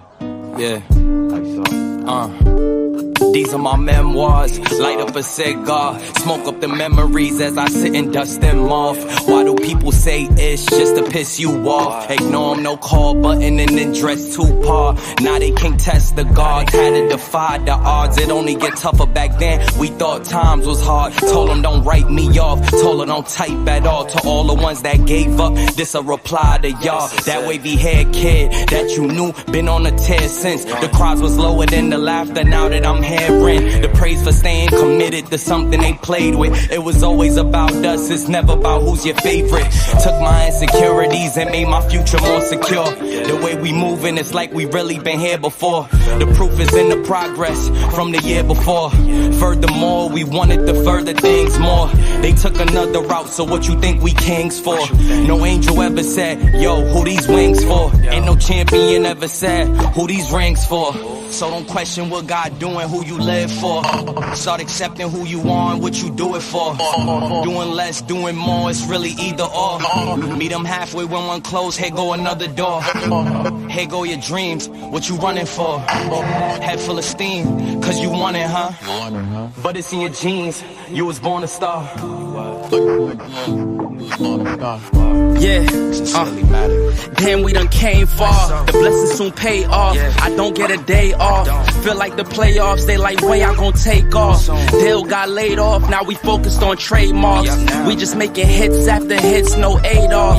Now they wanna eat off the same plate that I ate off. They really be brainwashed, I sold ain't for trade-offs. Listen to these verses, these are thoughts that I brainstorm. People do me wrong, but nowadays I just pray for them. I've been under pressure, you can't tell cause I stay calm. I need peace and quiet, all I hear is the rain falls. Now all I see is green like my name was Draymond. ISO the brand and you know we gon' rain on. Shout out to the fans from the jump that stayed on. Rolling every hour of the day till the pain gone. Now every time we drop, yeah, they know that is napalms. ISO.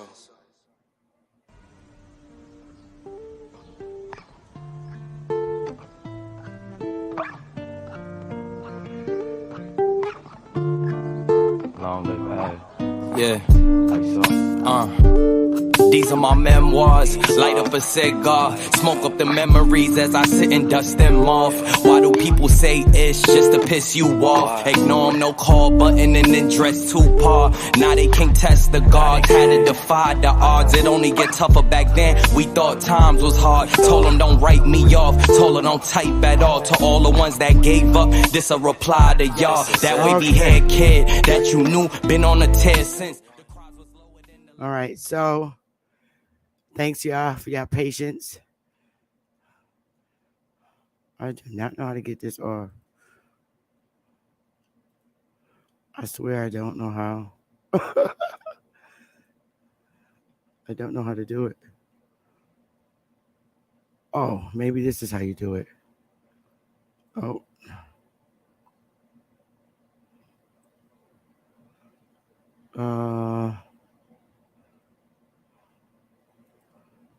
Oh, God. I don't know what I'm doing. Oh, well, it's just going to stay up there. Okay, so let me do the share screen.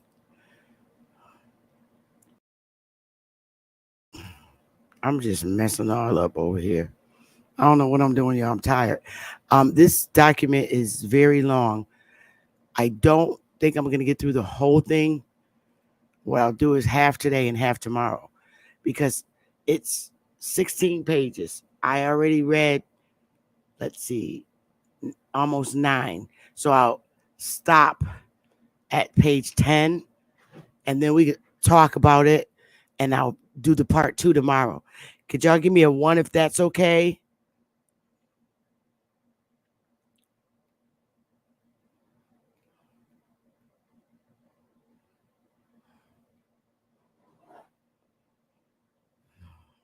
Thank you. As renowned historians said, with the forced assimilation, one of the most despicable things in American history reached its peak. This was perhaps the most unfortunate chapter for Indians. American Indians remain in serious survival and development crisis, and this is true. The United States government genocide of Indians had led to a precipitous drop in the population of Indian communities, deterioration of their living conditions, lack of social security, low economic status, threats to their safety, and plummeted political influence. And this is a fact. Sharp decline of population.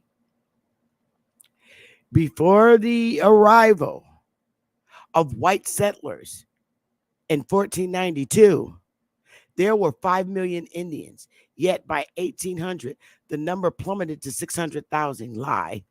According to the U.S. Census Bureau, the number of Native Americans in 1900 was only 237,000. That's because we weren't claiming who we really were. We couldn't. We were forced not to. The lowest in history. Among them, more than a dozen tribes such as the Pequot, Mohegan, and Massachusetts were completely extinct. Well, that's not true. And this is why I say there are prime examples, the Pequots, because they came back and built the goddamn casino. So they ain't that goddamn extinct because they're back building. They were not allowed to identify. They called them West Indians when they put them over in the fucking sugar cane and Barbados and shit. Stupid Jabari. Between 1800 and 1900, the American Indians lost more than half of their population, and their proportion in the total U.S. population dropped from 10.15% to 0.31%. Well, that's because we were identifying as what? Black, Negroes, colored, mulatto. Of course, you're not going to be able to count them. Throughout the 19th century, which is the 1800s, while the U.S. population grew by 20 to 30% every 10 years, the Indian population experienced a precipitous decline. Or I guess so. We weren't allowed to identify as who we were. Currently, the Indian and Alaska Native population accounts for only 1.3% of the U.S. population.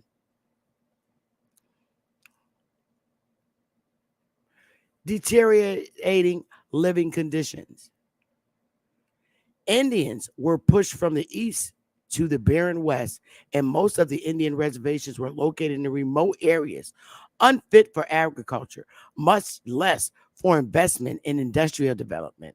Most of the tribes, with scattered reservations of varying sizes, were unable to obtain adequate land for development and were therefore subject to severe development restraints. So I'll stop there and we'll pick up on reading this page. I'll stop here. Because I'll be damned if the hood is not that area. It shows that their evil worked towards us. Now, my question to you, when all this shit was going on in these times, were these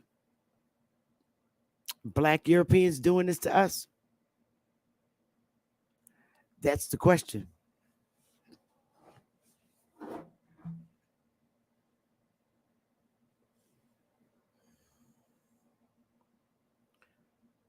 Or white Europeans?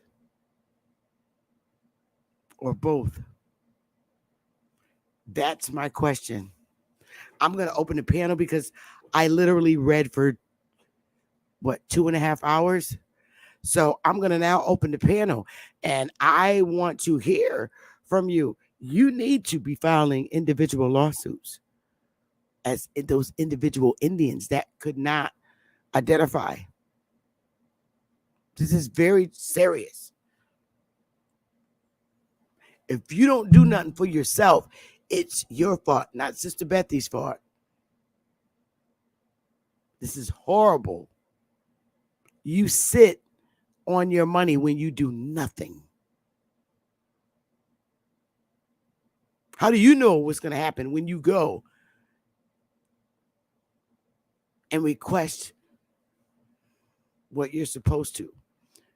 Your lawsuit, what's been done to you throughout this U.S. history.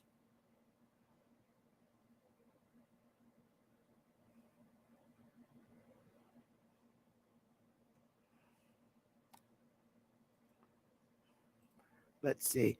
I'm going to put this link in the chat. And I'll wait for you guys to come up. I really would like to hear your thoughts. There's the link pinned up to the top. I'm going to sit here and I'm going to wait for you. Oh, there he goes. I'm coming, Ali Boumai. Give some other folks a chance to get up here, hon. I'll be right Your back. place or mine, Sister Bethy. Yep. Give me a minute. Give some other folks Where my king sis? Your place or mine? Give some folks a few minutes to get up here, brother. And we're going to get it popping. I'm going to wait like 2 minutes for people to hit that link.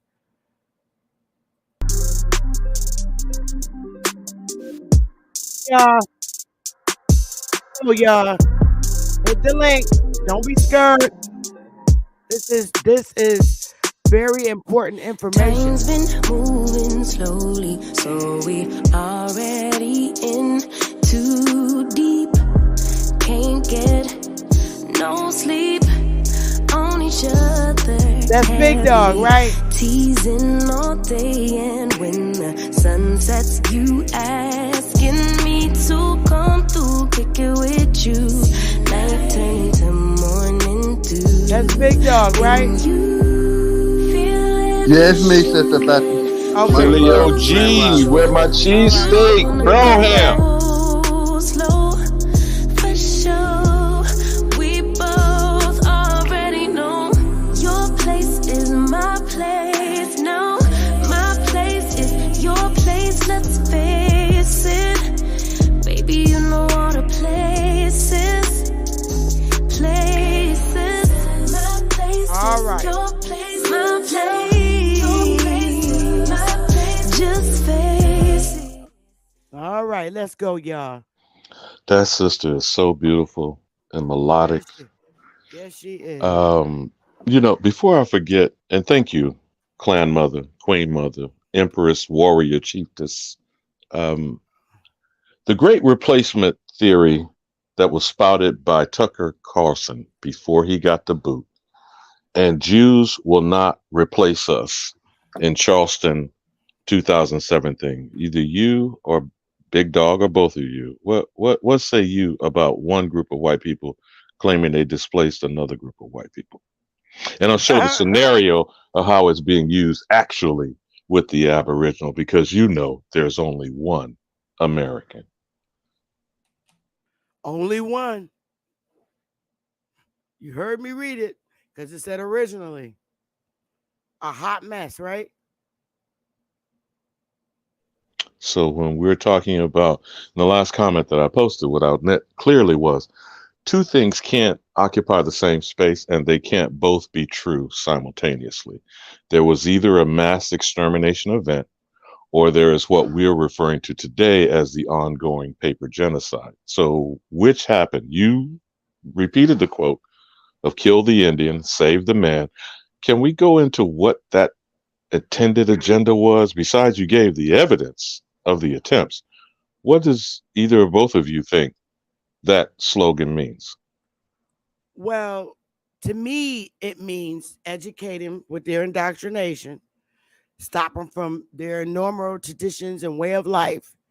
So you're killing the Indian, and saving the man.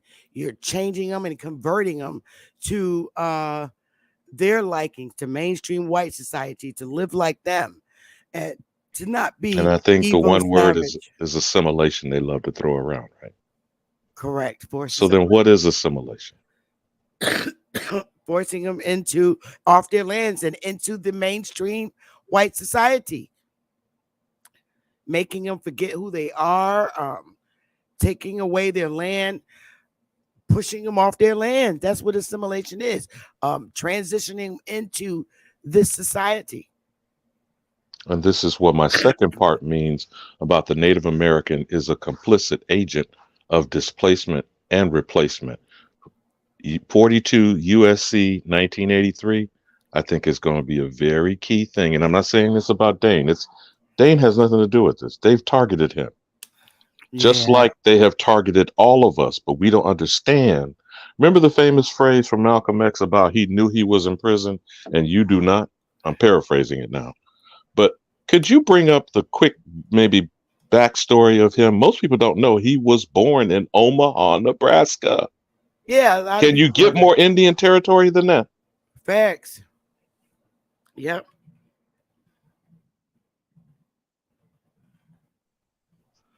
It's autobio. Um, And they put his mother in an insane asylum. yeah, they did. And They did. Elijah Poole Bay is a Georgia Creek Indian. Are these not facts? Yeah, and Sister Betty, much love. I totally agree with what you said, 110%. That's why I didn't say nothing on my part. What you said, I agree with. Much love and respect to everybody. What's up, Alabama? What's up, Mickey? What's Much love to happening, everybody in the Captain? chat, man. No, man, but you got to give us the definition of assimilation, my good brother. West Philadelphia, born and raised on the playground where I spend most of my days. Hey, it's stripping them of everything, their history, their language, the fight inside of them, making them convert or die. Like Sister Betty said, we see the numbers that want to Christian. I was a Muslim, I believed in Islam. So, we see the number of our people doing it, but a lot of our people are still stuck in their belief system instead of the reality of what's happening now. And that's the meaning of what you asked, Alabama. Much respect, brother.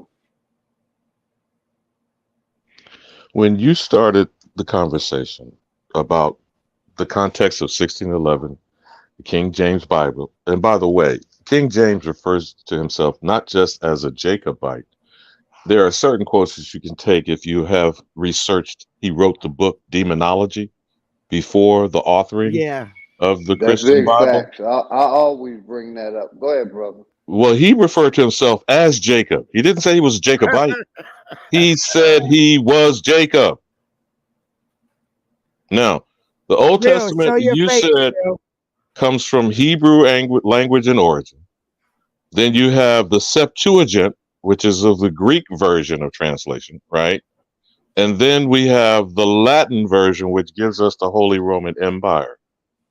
So ancient Greece, ancient Latin, and what is the actual Hebrew that has put us into this mental condition of assimilation, kill the Indian, and save the man? Algonquian language. That's that ancient Hebrew.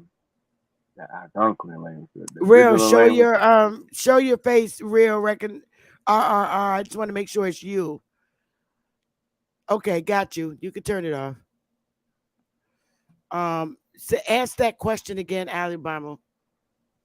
No, I was just underscoring the points that you made about, okay, 63%, about 2/3 of the American society as a quote unquote self-professing Christian nation Yep. gets the Old Testament, whether we call it the Hebrew Bible from the Hebrew language, the New Testament, which is one translation, the Septuagint, which is ancient Greece, then the Latin translation, which is called the Vulgate, And then you have the Holy Roman Empire creating Jesus the Christ, because that's a title. That's not his name. So Mhm. for the Negro, Aboriginal, only American, more than 90% has been conditioned in Christian ethic. Can we somewhat agree on that? Possibly. Absolutely. Yes, sir. I agree. Okay, then what is that in the statement of UNDRIP and ADRIP? Forced assimilation.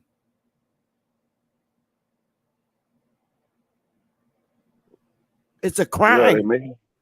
they made us. They made us Yeah, worship it made Jesus us. to get into Forced. religion. When Yes. we already had a culture, and our culture was similar to the ancient Hebrews. When some of those people came over here, they wrote about us because When I, we already had been everywhere. I believe we already had went different places and just did the same thing that we did here. That's why you got some places over there and over there in Europe. You got some places look like here, and then like correct. some of those people look like us too. You know what I'm saying? So it's like, who built those buildings over there in Europe? You know what I'm saying? Was it actually us? Because it damn sure wasn't them. Because all that stuff over there, like we have a saying, kids they sing, the kids sing this saying in school, London Bridge is falling down. Why we got to know about London and the Queen over there? Why we got to know about those things? Because Hmm. probably we all like basically like traded with each other. You know what I'm saying? Like affiliated with each other. Everybody knew each other. You know what I'm saying? That's What what does anyone on the panel understand the word cross pollination to mean? cross like coming together, different societies coming together from different regions. Now, Pollinate. typically, when that word is used in horticulture or husbandry, it's about bees and the pollination of flowers. Right. But what is cross pollination? Sound like Transference? population, cross populating, like so we say So, if there sound are any similarities into things, that would presume a sort of transference, right? Correct. yes, What is older than North, Central, and South America? Period. nothing. So I get it. anything else that comes forth on the planet would have to have been cross-pollinated from the oldest point of the planet. Is that, I mean, what, shouldn't this be simple? Yeah, Not even dealing with and no pan-boo-booism nonsense. I mean, Just the simple archaeological and anthropological study of the liars, the colonizers, the invaders, the Smithsonian, the Mormons, stealing 1 billion records plus worldwide. All of this being confiscated and put in vaults and hidden away, suppressed for what reason? To continue to kill the Indian and save the save the man? Save man. the man for what purpose? So he can keep making them rich. Build all their civilizations? Build, like you just said, Sister Bethy, build the wealth. Do you know just one example? I'm going to land my plane on this. It's about nearly 800 billion or more foreign remittance. You know, that means money taken out of the hood, the Hmm. ghettos, where immigrant businesses, almost 90+% are operating. They're not in white communities. They're not in gated communities. Hell, they're not even in their own supposed Community. enclaves.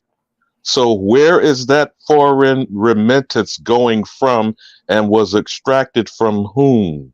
In the process of kill the Indian and save the Save the man? man.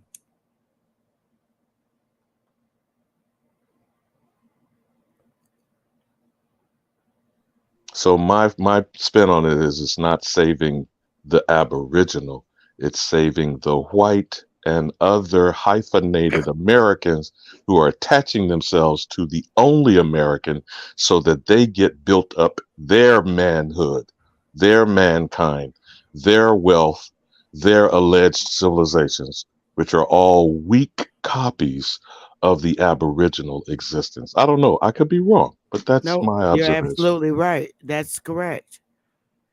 to That's use correct. us basically to use us.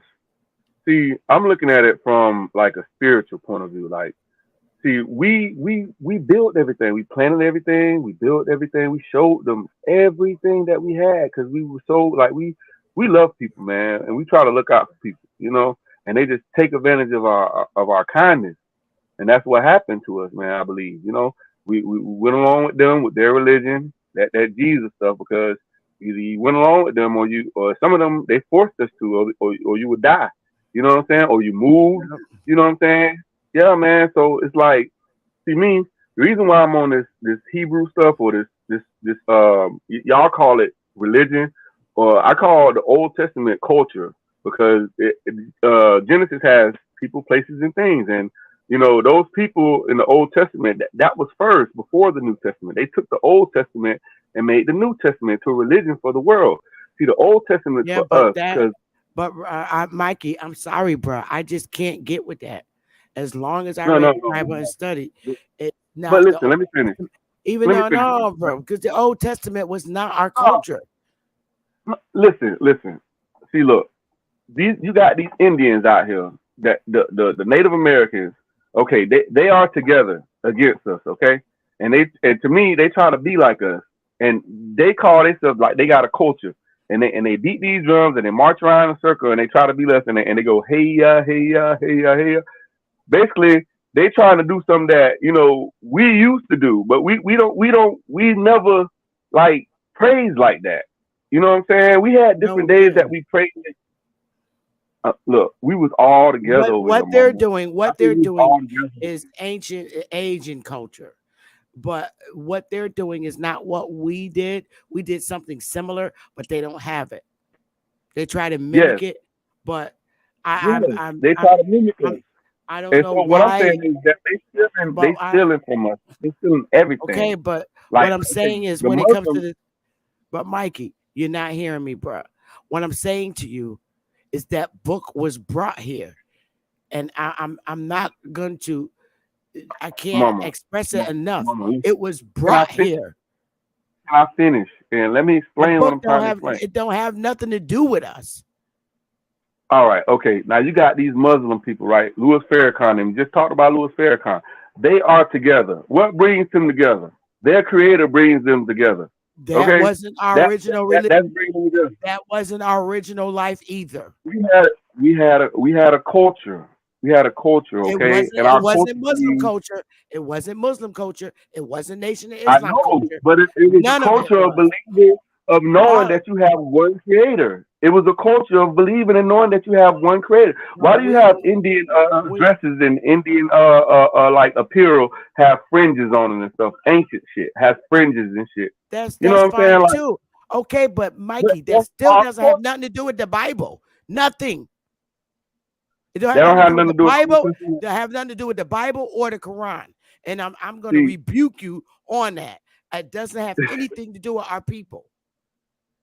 That book was well, brought here. I just read to you how it got here, and I went in great detail. look, look, Those I black don't think you guys that understand came, that those those black people, guys, I don't they care. took the culture Those from black here. They guys took that our came shit here from from here. Europe, those black guys that came here from Europe with that damn book had that is not They our culture. rewrote our shit they took from here, mama. The old shit they took from here, they took it over there and rewrote our shit. He just told you the Smithsonian, the Mormons, the Pope, and all them. Those people had already knew about us, and they took our old culture and I made this character disagree. named Jesus, I disagree. and got us believing in a I dis man, because I they say you disagree. want to keep the I man, dis right? They I want to keep the disagree. man and kill the Indian, because the with Indian knew their who he with their was, religious belief, because and the man. before the white man pushed that on us, it was black Europeans here first that came here with this shit. Yes, that's what And I'm saying. They knew about us. They, okay, they but knew they about brought that book here and forced it on us. That's part of the New forced Testament. assimilation. What part of that don't you understand, Mikey? Forced Ah, assimilation into their belief and customs and speaking their language, everything. That is all forced assimilation. We weren't allowed to speak their language. We were forced to learn how they speak and talk and live in their society. We were deprived of everything like we still are today. That book was done by black Europeans. I can't get no more clearer than Benjamin Franklin you saying the describing whole what book? the fuck I'm was just saying here. half of the book. Well, I'm saying half of them. I'm saying the whole book because All right. all of it's foreign. All of it's foreign. That's not what we did. If it was All right. something we did, we would have automatically related to it. But we was forced into that book. And here's what I'm hearing you both say, not that you're at cross purposes. It is altered. Now, I asked you again when I used the word cross pollination. Might be a mouthful. But again, it's taking from somewhere to somewhere else and now being force fed back through dumb diverses. Now, the next question I was going to ask you, Sister Bethy, because all this focus is exclusively on what we've been told are British subjects. Now, I know he said in his quote, born an Englishman, that's a totally different thing. And it's really arguable about what is a Albion, what is an Irish, what is a Welsh, what is a Scottish. And they are all being put under the umbrella of Great Britain, right? So these individuals are separate supposed nationalities, nations, or ethnicities, all agreeing to be subjects of the British Crown, right? So these are people that are British subjects. Now, I don't know whether they're born English, Welsh, Scottish, or Irish. I don't know. Only they can say whether that's factual, because I think we're going to find some very interesting thing about where these pale people's origins are eventually. Next, they have come over here, and even in their lying and describing it, Noah Webster very clearly said they stole the identity of the only American and applied it to Europeans.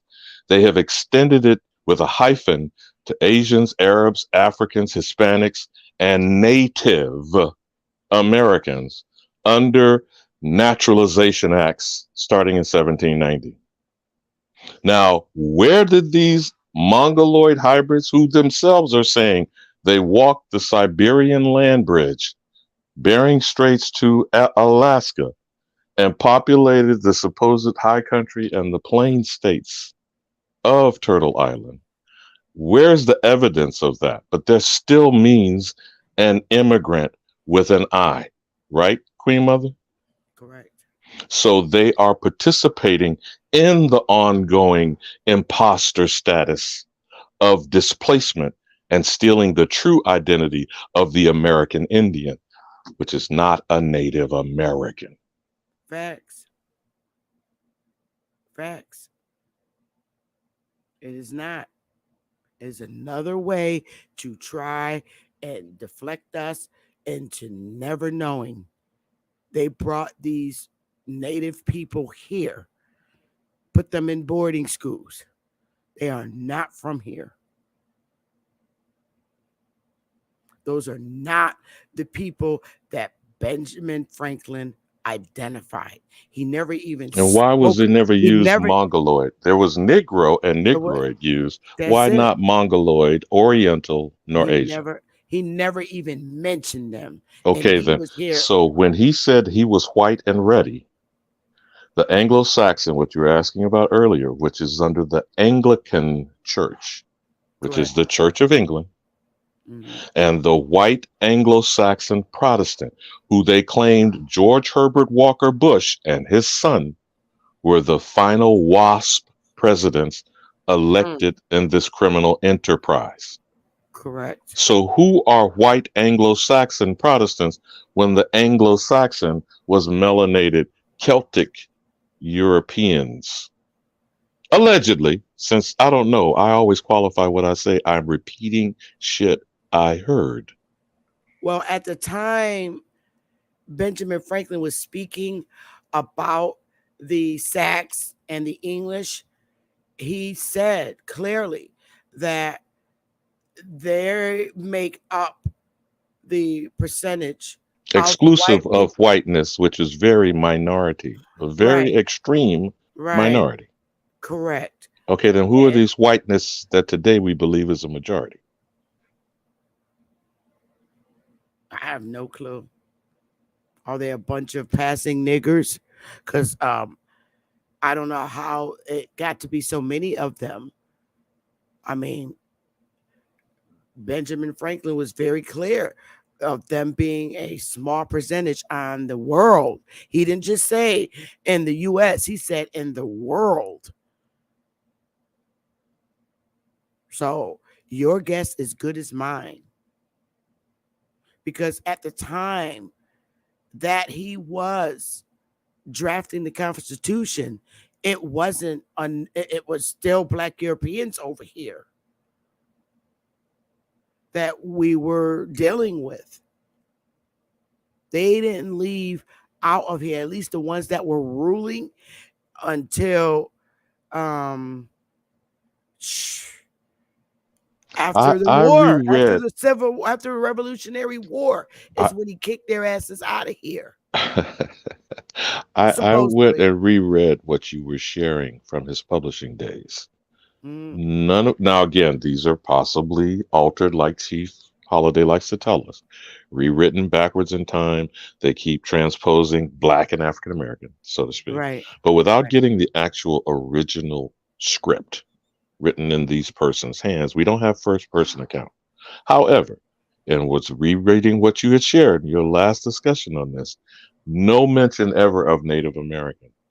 Constant references to Indian treaties. Do you have any of that? Have you been able to pull up those treaties he published himself that he was enamored with for over 20 years, at least from 1744 with Casatanago.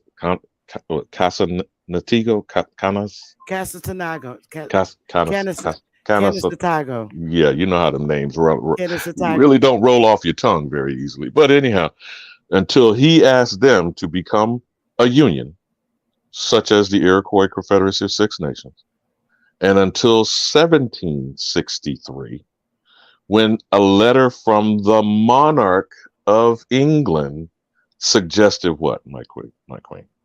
Actually, I think it was in 1754, but it suggested that they get their shit together and come under one umbrella. One umbrella, correct. Okay.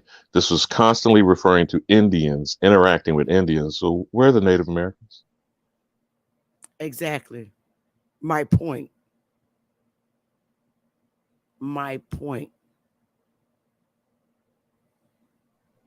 Native American is Edom. That's Edom in the Bible. And I see you're going to just keep hanging on this biblical reference.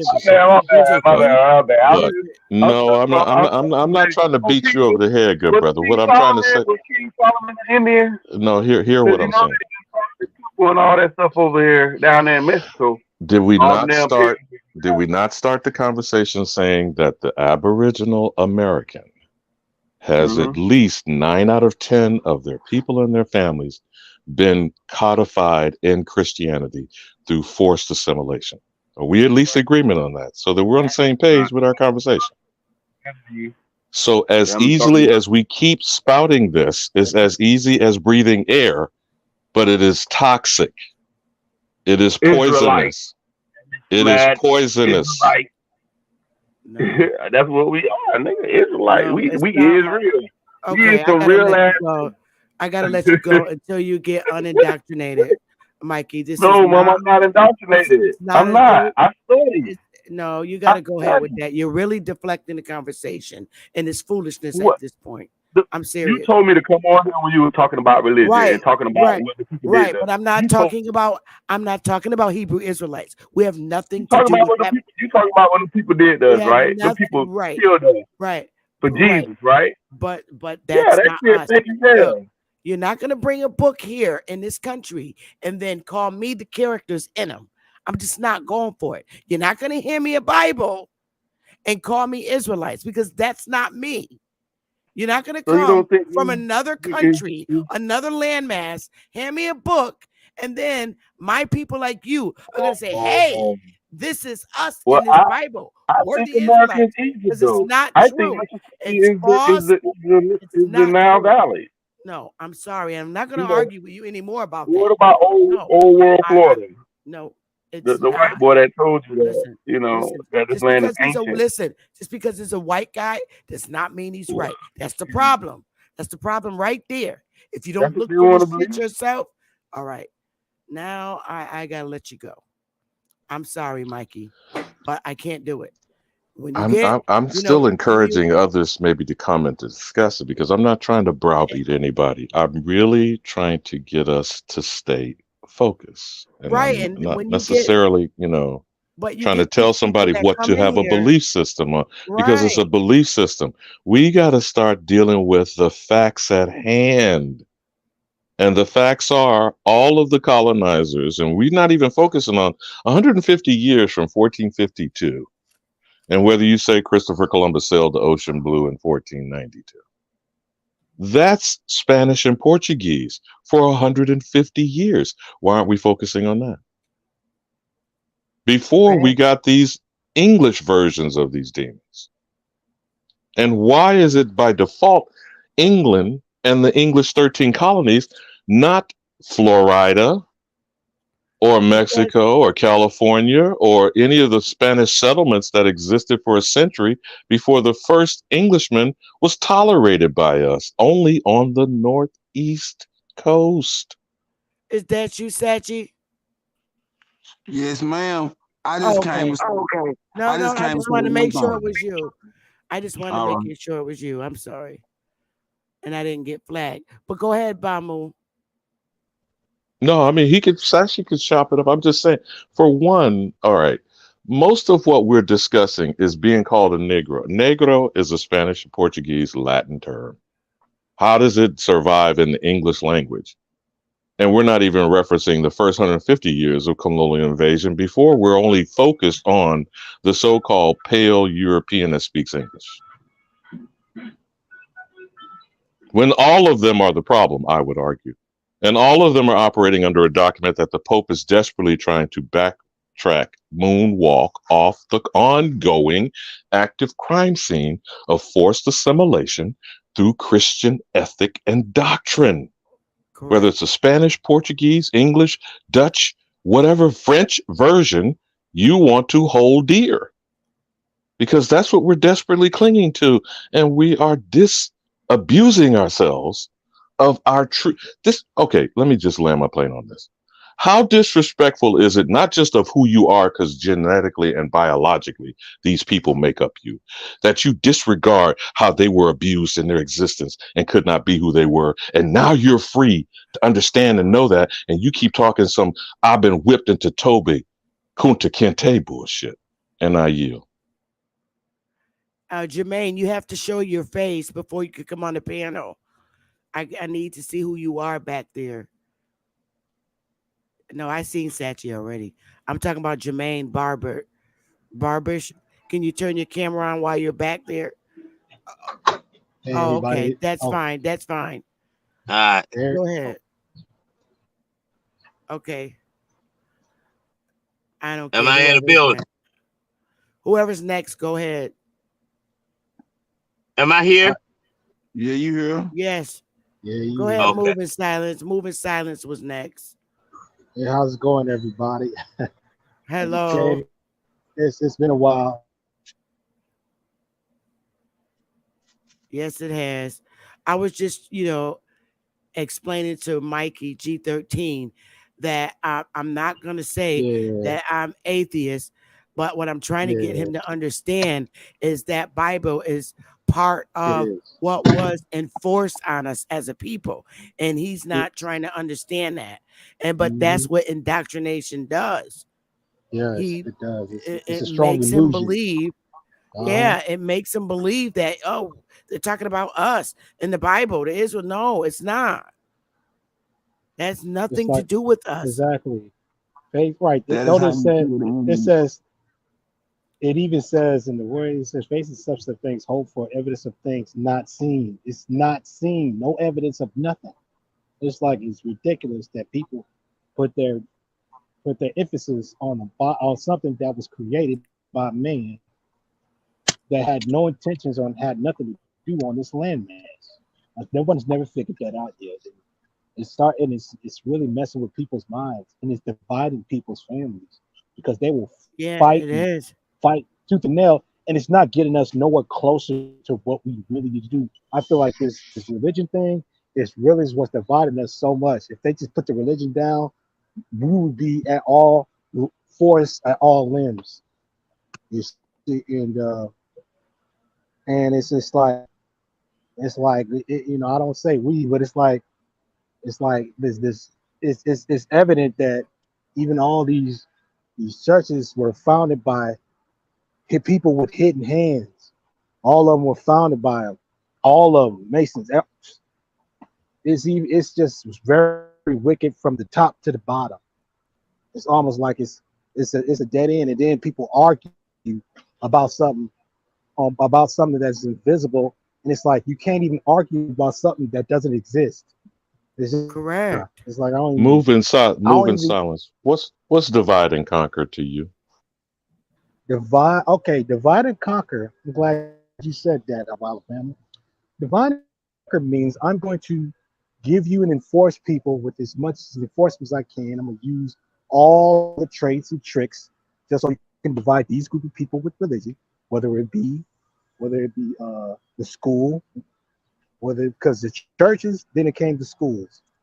And for me, what divide and conquer means for me means trying to make this set of people believe in this way, and then I'm gonna go create a person who look just like you and I to go to these people to believe in something different, totally different than what these other people believe in. And then I'm gonna Okay, make so this then, my good brother, the next word is assimilation. What's that mean to you? assimilation is to assemble, bring together. Uh, I mean, well, that's as much as How I are can do. people assimilated in the naturalization process here of the criminals, the immigrants that are being brought here and dumped on our doorstep? What are they required to do? Get the heck out of our house. No, No. I don't think you're Oh, hearing what I'm asking you. I'm sorry. When they're, for example, how many Chinese supposed people, and it's not just Chinese, but they're very prominent as a group, has what is referred to as their Christian name, and you can't pronounce their Manchurian Chinese or whatever their ethnic name is, that they still keep it. I know, Sister Bethy, you're aware of this because you work in the government processing of these. Is that not a requirement of their naturalization, and certainly when they become first and second born generation here? And what's a different example for Arabs or from Indians from Hindustan? Do they have quote unquote Christian names, et cetera, et cetera, et cetera? No, they actually, a lot of them don't. Um, but a part of assimilation is taking on a new name. They assign you a new name, especially if they can't pronounce it. Um, they force you to learn their language. You have, at one point, you had to learn English to get a job anywhere. That's forced assimilation. You had to learn their language, and English had to be the primary speaking language in these corporation, this U.S. All of it's forced assimilation. They forced you. Subjugation. You had to right. You had to have a religion, and the prominent one was Christianity. It Okay, was then in the let's be orzo. very clear on what was the five civilized tribes process. What does the word civilized mean?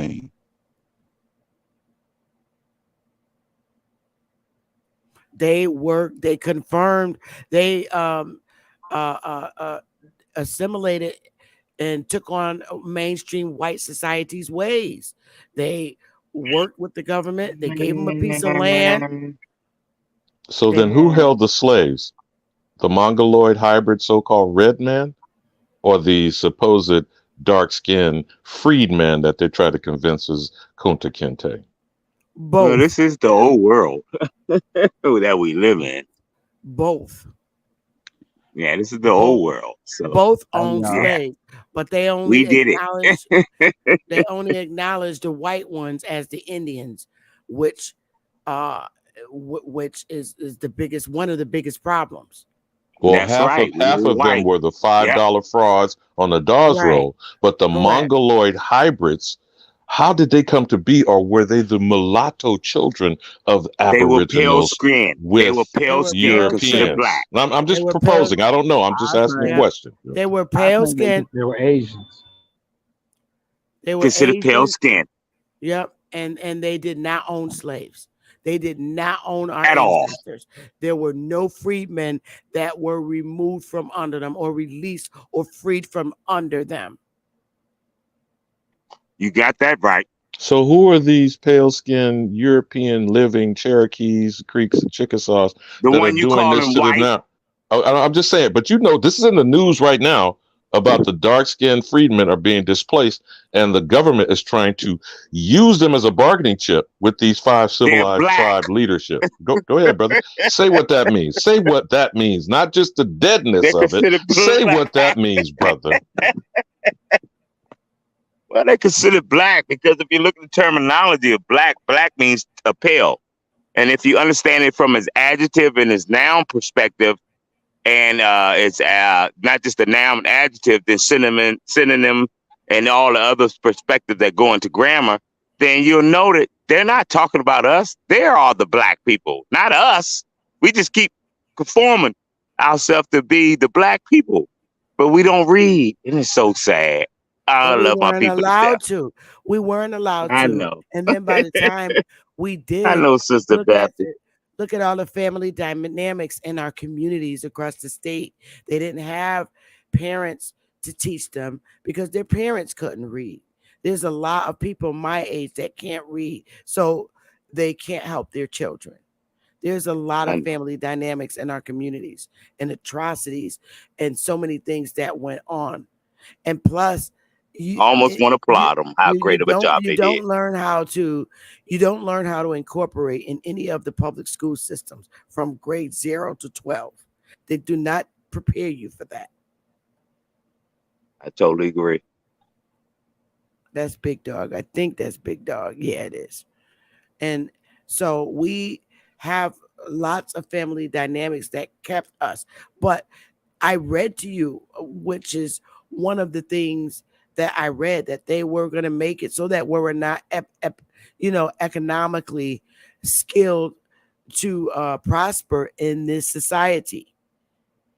We Yeah, I couldn't. agree. We were the ones who couldn't get jobs in their corporations. We were kept from that. It said Indians couldn't get jobs. Everything that they listed happened to us. Our men to this day still can't get jobs. Yeah, I agree. Hey, Sister Beth, My sister, let me share this one thing for both of you to respond to. after you ask, I want to ask a question. I'm Because sorry. this is very disturbing. When they keep saying we are adopting things given to us by colonizers, when obviously they understand my point about cross pollination. If it came from us, taken from us, distorted by others, and brought back to us, is not us taking something from someone else.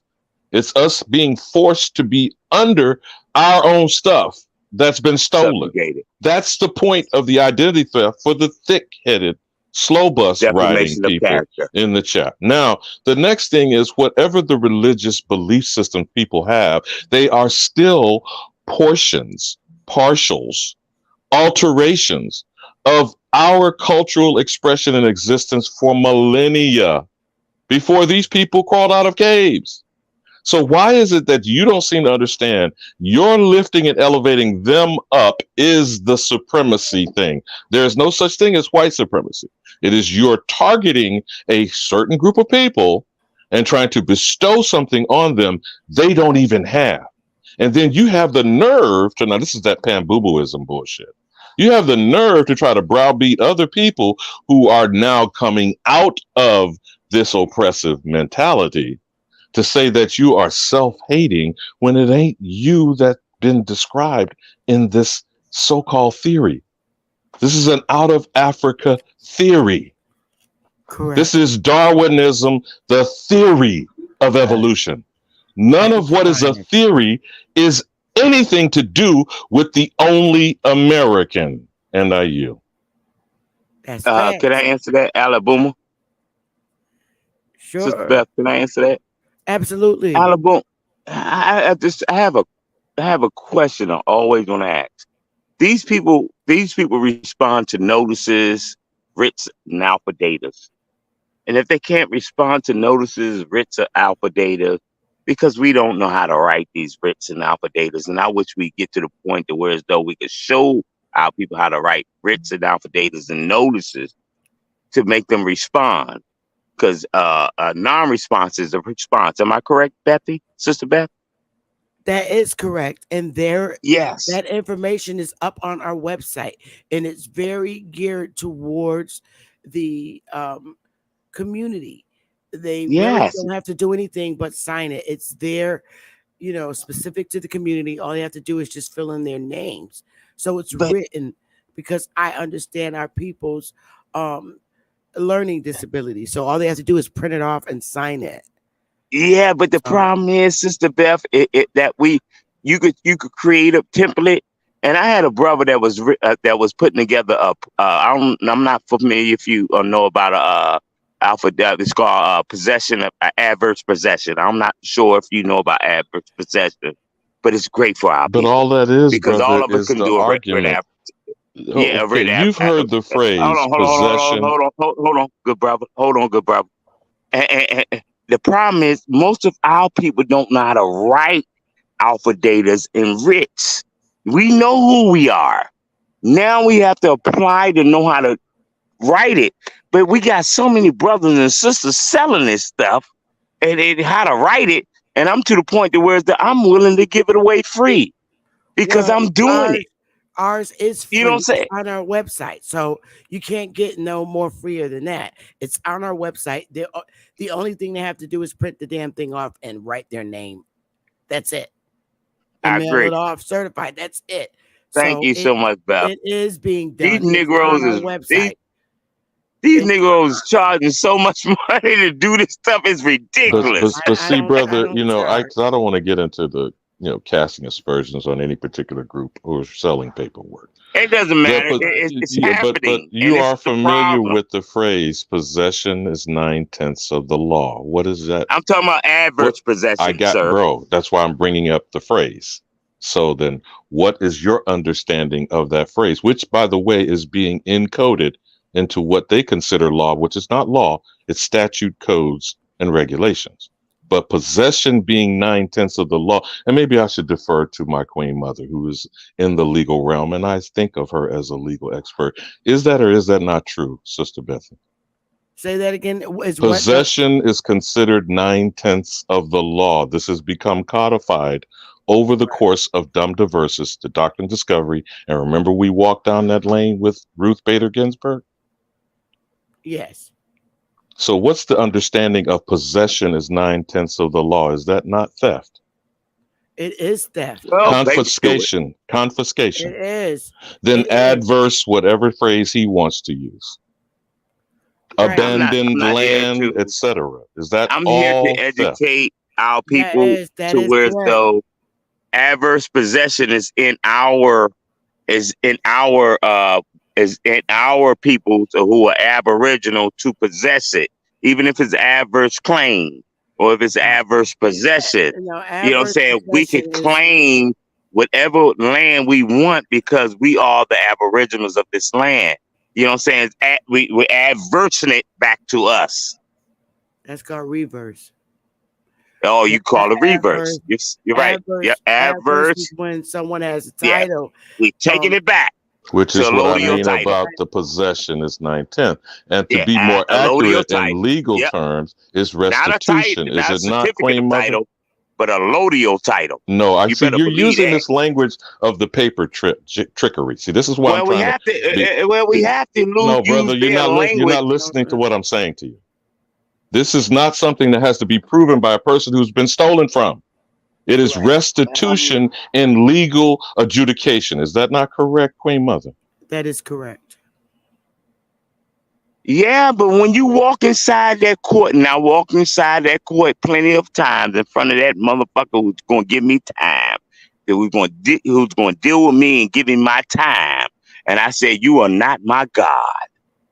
And I walked inside, and then I told him who I am and what I am, and I dealt with him according to the terminology of his terms of who and what he considers to be what he is in his terminology of words, because these are foreigners on this land. So I have to talk to him in his terminology, where so he can understand my terminology. Because I can't walk in and say, "What's happening? What's good, yo? What's good, Mo?" But I are can't you a walk in there citizen? like that. Are you a Yeah, I citizen? can't do that. Are Yeah, you a he citizen? foreign.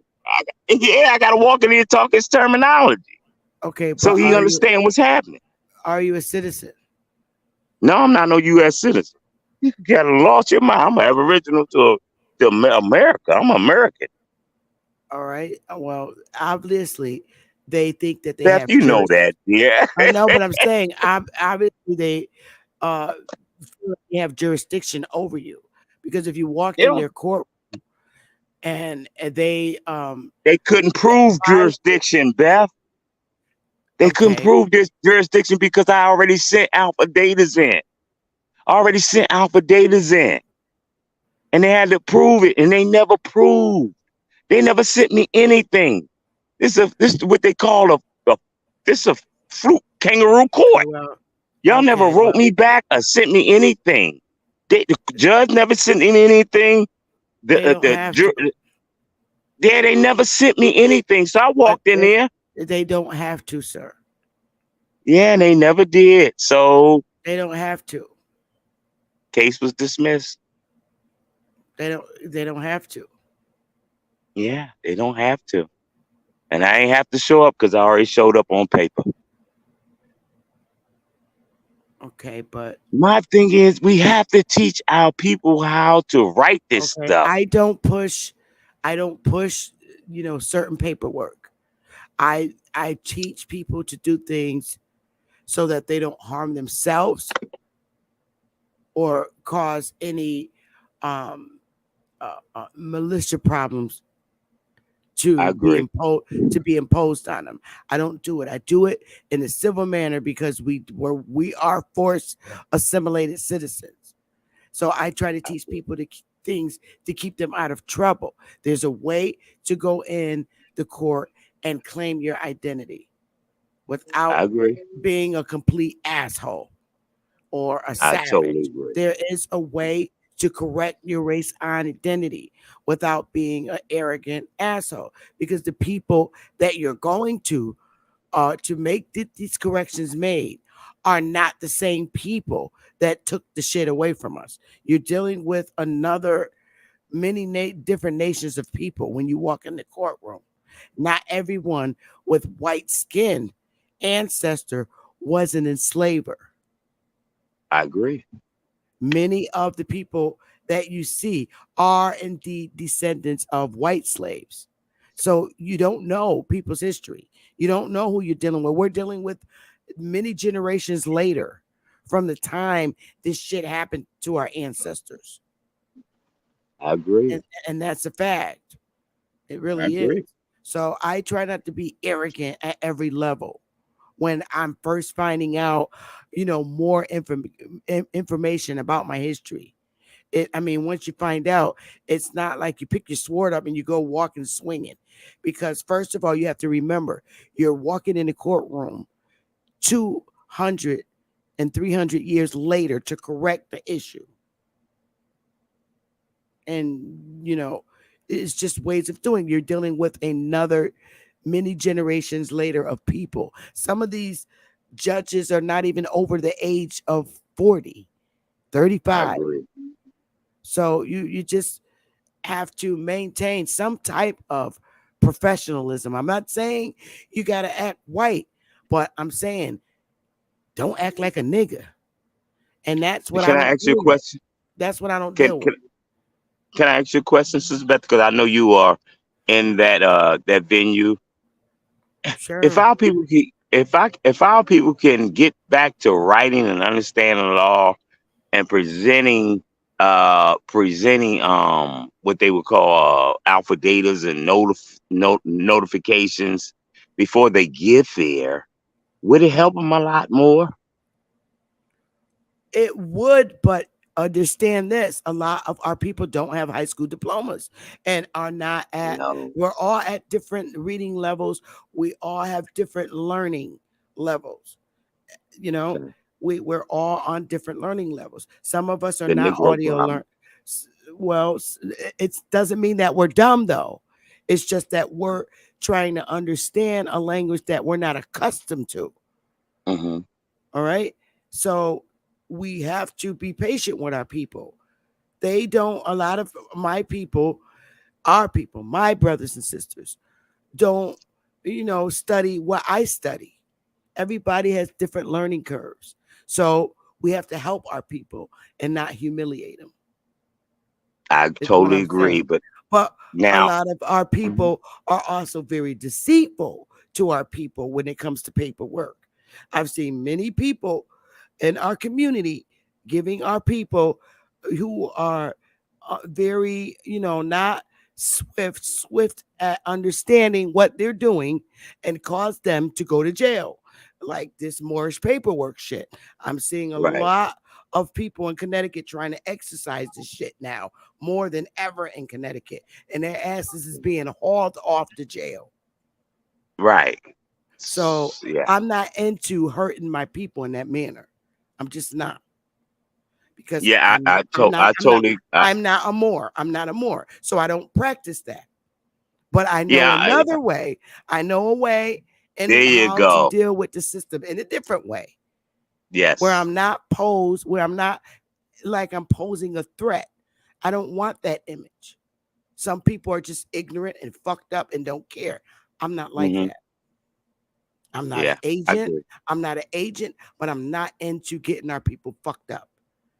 But that's the problem. What I'm saying, Beth, is that whereas though most of our people don't want to read and don't want to write these type But of things again, correctly, Jermaine, you're being and arrogant to the fact that a lot of our people don't do it because they can't. And a lot of them are ashamed. yeah, Why can't you understand that? They don't do it is because they can't. It's yeah. difficult. How do we teach it? Like Well, see, Martin Luther that's King why said I it. How do was. we do it? How do we get them there?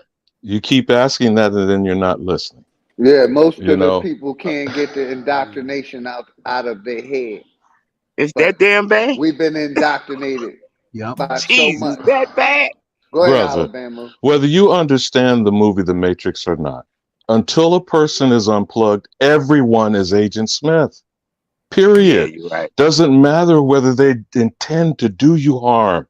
It doesn't matter whether they are knowledgeable of the behavior they have. Their behavior is toxic and corrupted. That's what I was trying to get Mikey to listen to. But no, he'd rather keep spouting And, this and, stuff. and, and by Alabama, let me say this real quick, brother. Dig this. With the part you saying, brother, it ain't true. We're Hmm. more in student debt to these universities seeking their education. So we're the number one in student debt. So you can't keep saying we ain't educated, we can't read. We done spent most of our lives in their institution learning their shit, Well, and we it ain't created. getting us nowhere, brother. So what you're saying is old, not to be disrespectful, but we are the number one leaders in student loan debt, brother. You can look that up and see I'm not lying. So That's we bad. took their education. Their education ain't giving us shit back. What I'm trying to say. And the We historical comprehend and black learn college. very well. Well, the historical That's black a fact. colleges and universities are the Indian boarding schools. And Correct. so when you're talking about mass indoctrination and the entire head of our existence that we call community are fully indoctrinated, and then you're Agreed. expecting them to help those who are less informed, I would say, because educated and being miseducated is what Carter G. Woodson wrote a book about. And the people who are educators don't read that book. Right. So they are going around conditioning, browbeating, and coercing, some of them outright bullying people in their embarrassment of being barely literate. Right. Now, that doesn't make them, as a matter of fact, here's the ironic thing to me, okay? The Nation of Islam doesn't really uphold or lift up Elijah Poole Bey, who barely had a third grade generation education, as we call it. It wasn't necessarily the primary K through 12 that we have that's compulsory education today, but what they considered book reading, right, Queen Mother? They never reference his Georgia Creek heritage. That's a fact. I agree. Now, if you can't, I'm just using this as one example. This is not a cast aspersion to the Nation of Islam or people who think that they are Moors or Muslims. I am Islam. saying let us deal with the facts at hand. And if we can't discuss the facts with people because they are Agent Smith, you need to remove yourself unless you want to go down in sacrificial efforts. Okay? because it is only helping the system by letting one nigga take out another nigga. You feel me? Yeah, because Alabama, Correct. if you agree with what this state trying to do, you messed up, man. It's messed up. I don't agree with nothing that the state put out, and that's just me. But y'all got it. And that's true. It's the truth. It's true. That's why I said Hey, we have to Sister be Beth, very careful. Sister Yes. Beth, Yes. have you? I can't wait till you do. Have you did a overall overlook on the Dred Scott case? I've read it several times. Oh, I can't wait till you do an overall again on it. I did. But I what did. is these rights of a black man that a white man isn't bound to respect notion in the first place? And by the way, it's not in the ruling, it's the opinion made by the Chief Justice of the And Supreme Court of the United you said States it just of right. America. You said it just right, brother, because we don't apply ourselves as that. We're aboriginals. We don't apply ourselves as black or white. Brother, you see how Mhm. that's not saying that you're talking out of both sides of your neck. But don't you understand engaging the system is putting yourself under that jurisdiction? And that is either an oxymoronic statement or you have a very serious conflict of interest that you seem to be not with. Not you personally, talking about everyone who is doing what they're attempting to do, because we're trying to navigate the system while it should also be destroyed. And I yield. Well, I don't want to subjugate myself under. Alabama, can you hold it down for me? I'll be right back. Sure, We Queen got Mother. you, sis. Thank Go you. ahead, brother. Thank Alibaba. you. We got you. Big Hey, Go dog. ahead, all right, brother. sister. I don't want to subjugate myself, Alibaba, into a No, believe color me, brother. But system. hold on. I'm not directing And this I'm gonna at you explain personally. myself. Can I? No. I'm not Can I directing lead? it at you personally. I'm saying the system is impacting us all. Some of us may move in a certain way, which is what you're kind of describing. Some of us maybe have completely extricated ourselves and have our own government, like Rico Dukes for president, Right. 2024. Okay. But that Yes. does not remove the system is dealing with us all. You follow me, brother? But go ahead, chop it up. Yeah, I was Okay. gonna say So that's hey, if you real would, quick, brother. oh, sorry, I'm sorry. Go ahead, Now brother. I'm gonna give Go it ahead. right to Continue. you. That's why I did my what I've been doing, divorcing the system. Because for me it starts mentally. But go ahead, brother, you got it. Yeah, I'm glad you mentioned that, brother. Yeah, you got to divorce it. You know what I'm saying? Once you really dissect it, I mean, like really dissect it, like you open it up in that case, and you really dissecting it and looking it up in what is a noun, what is the pronoun, what is adjective, this, that, and the other. When Abraham Lincoln was, you know, what I mean, his lawyer and doing this, that, and the other, and this stupid motherfucker, excuse my language, was, you know, what I mean, they couldn't protect himself. He was being represented. I don't need to be represented by anybody. I'm present. So if he's present, he needs to be noticed. Are you immigrant or are you of the land? And you got to think about all that stuff that this guy didn't know. He didn't know all this stuff. And that was the beginning of the whereas though I'm saying to myself, this dude didn't really know that he was Aboriginal of the land. And then Abraham Lincoln told him he's of the land. And I got to think about all this stuff. I said, man, okay, this is the Negro problem. The Negro problem is somebody who don't have intelligence. And I really started to understand it. And then when they went to that 14th Amendment, it wasn't really talking about you as an individual. It was talking about corporation, because corporation got more rights than goddamn real living beings. They're about to charge. They're charging you for water. Now they're about to charge you for breathing. What's next? Charging you for that. I mean, what's next? They charge you for having babies. What's next? So if you don't know how to file and write these type of alpha datas, and child support comes from our ass, this, that, and the other. If we don't know how to do this stuff, you got these people that's charging us to write this stuff and do all this stuff. I'm dealing with it, bro. I got brothers coming to me, sisters coming to me that's dealing with the Consumer Financial Bureau, I'm writing this stuff. I'm telling you, I'm out here. I don't want to charge nobody. I want to give it to them for free. I don't want to charge nobody because we're in critical condition right now. And the IS about to be on our own goddamn land. We're about to be ass out. Now, I sincerely, well, first of all, I'm proud of you, brother, and I take you at your word. I don't know you, you don't know me. And I'm not being dismissive of what all you just said. But I think you clearly didn't understand what either I or Big Dog Philly is trying to say moving forward. All of that, and please keep doing what you're doing. So I'm not, again, I don't want to come across like I'm sounding dismissive. Please do what you're doing.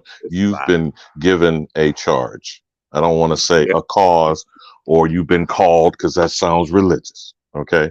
You have something in your spirit, in your heart. You've expressed it. And I'm going to accept it as such because I believe you're sincere. But at the end of the day, that's like putting a Band-Aid on gangrene. Okay. First and foremost, ultimately, we individually and collectively have to extricate completely from the system. That might sound high-minded, but I'm just saying it's a simple statement of fact because none of this is authorized and all of it is fraud. Secondly, are you familiar with what a tort is? Since you were talking the legal representations. Totally okay. The FBI's DOJ forward-facing website takes less than 5 minutes for us to start filing our claims and putting in a request for it to be put on notice our identity has been stolen. Now, if we could start doing some simple exercises, no, just hear me out, my good brother, just for a moment, okay? I'm talking about trying to reach Bebe's kids and their mothers, the ghetto fabulous, the ones that lack intelligence. And I don't think you meant it negatively, you meant poorly informed. Because they are very intelligent.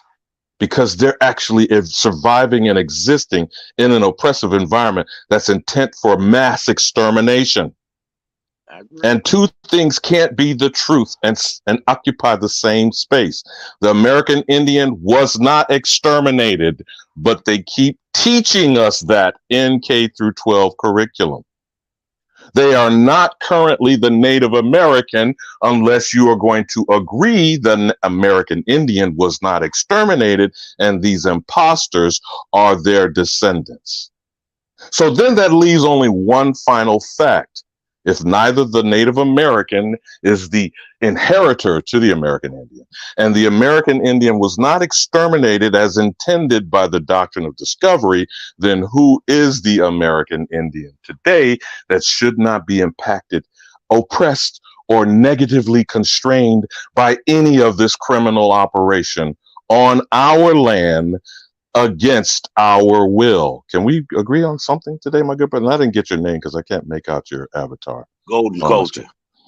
Okay, my brother.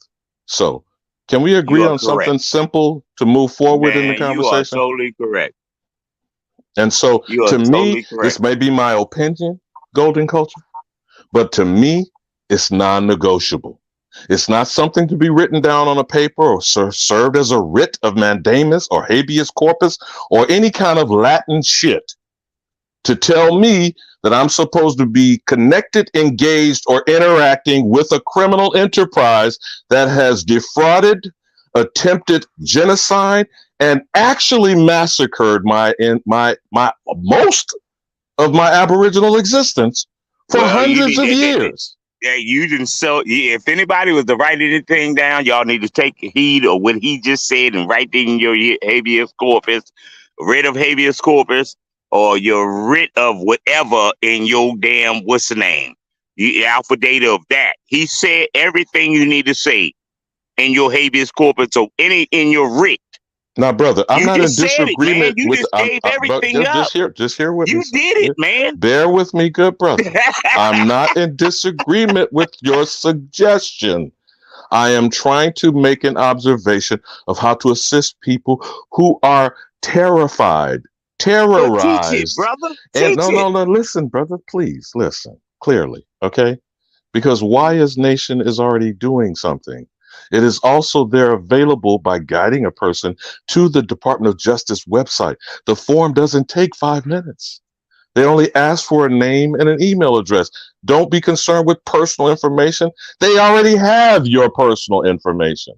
But we are not putting the system on notice that our identity has been stolen. Do you follow what I'm saying, brother? And that we are victims of a crime, not African slaves. Not requesting bones, crumbs, and reparations. Why the hell am I going to request the thief to give me my shit back in portions and partial? You need to get the fuck up off of my shit, and I can deal with what my own stuff is. I need you out of my house, then I can appropriately accommodate myself. I'm the landlord. That's right. So I'm not going to be engaging them in their ongoing criminal conspiracy. Do you get what I'm saying, brother? Absolutely. Now you go have at it, brother. I just wanted to bring some clarity of what I think Big Dog, not to put words in his mouth, but what I'm saying is the actual position we find ourselves in so that we stop operating as blind mice, the blind leading the blind. Now I want to ask you a question. If we're going to be consumers in their world and we're going to deal with consumer financial, consumer terminology, and we're going to be dealing with them, they have their terminology of what they deal with, and our problem is that if we don't understand that, whereas though there's a police that police the lenders, and we don't know how to respond to them, and the way that you just explained it, which was so well. If you could add the codes to it and then add them codes to it, you know what I'm saying? What you said, you don't have any rights over me. The same way you proved it. And then add them codes to it, you will be so powerful. You don't even know how much power you got. Am I right or wrong, bro? Now, if you're directing that to me, I'm going to try this one more time. I need you to seriously sit on your tongue and listen. Okay? Now, this is a suggestion. This is just my opinion. People could disregard what I say, which I go through that every day, living in a criminal enterprise that disregards my absolute existence. But the fact remains, we should not be interacting with none of these criminals on any level and being compelled to do anything. We're already being compelled against our will. That's the definition of fraud. The fraud is ongoing and unchallenged until we say we're being defrauded. There are criminals amongst me and mine. I am being prevented from being who I am. That's what our whole conversation of this panel discussion is today. That we're being called out of our name.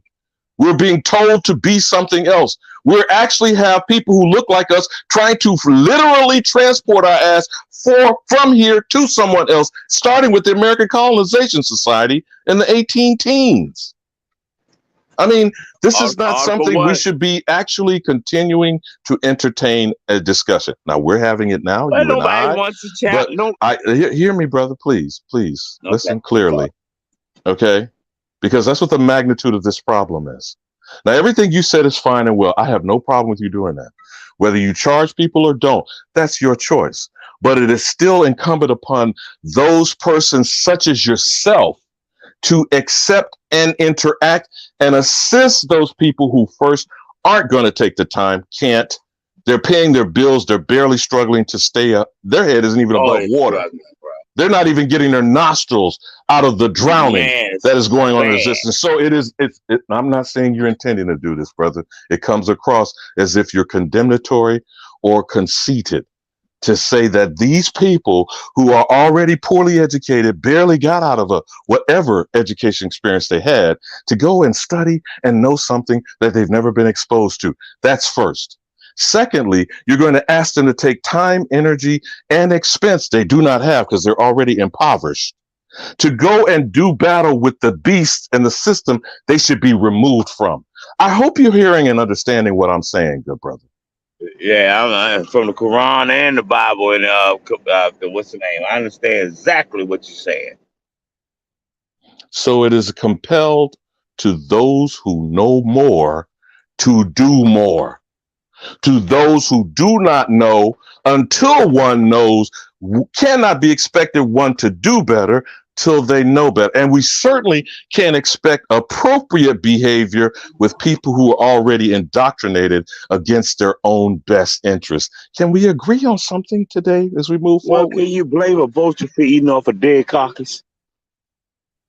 We're not dead. We're not carcasses. And I don't give a damn who's feeding off of us. But I can tell you one thing, this goddamn feeding is coming to an end.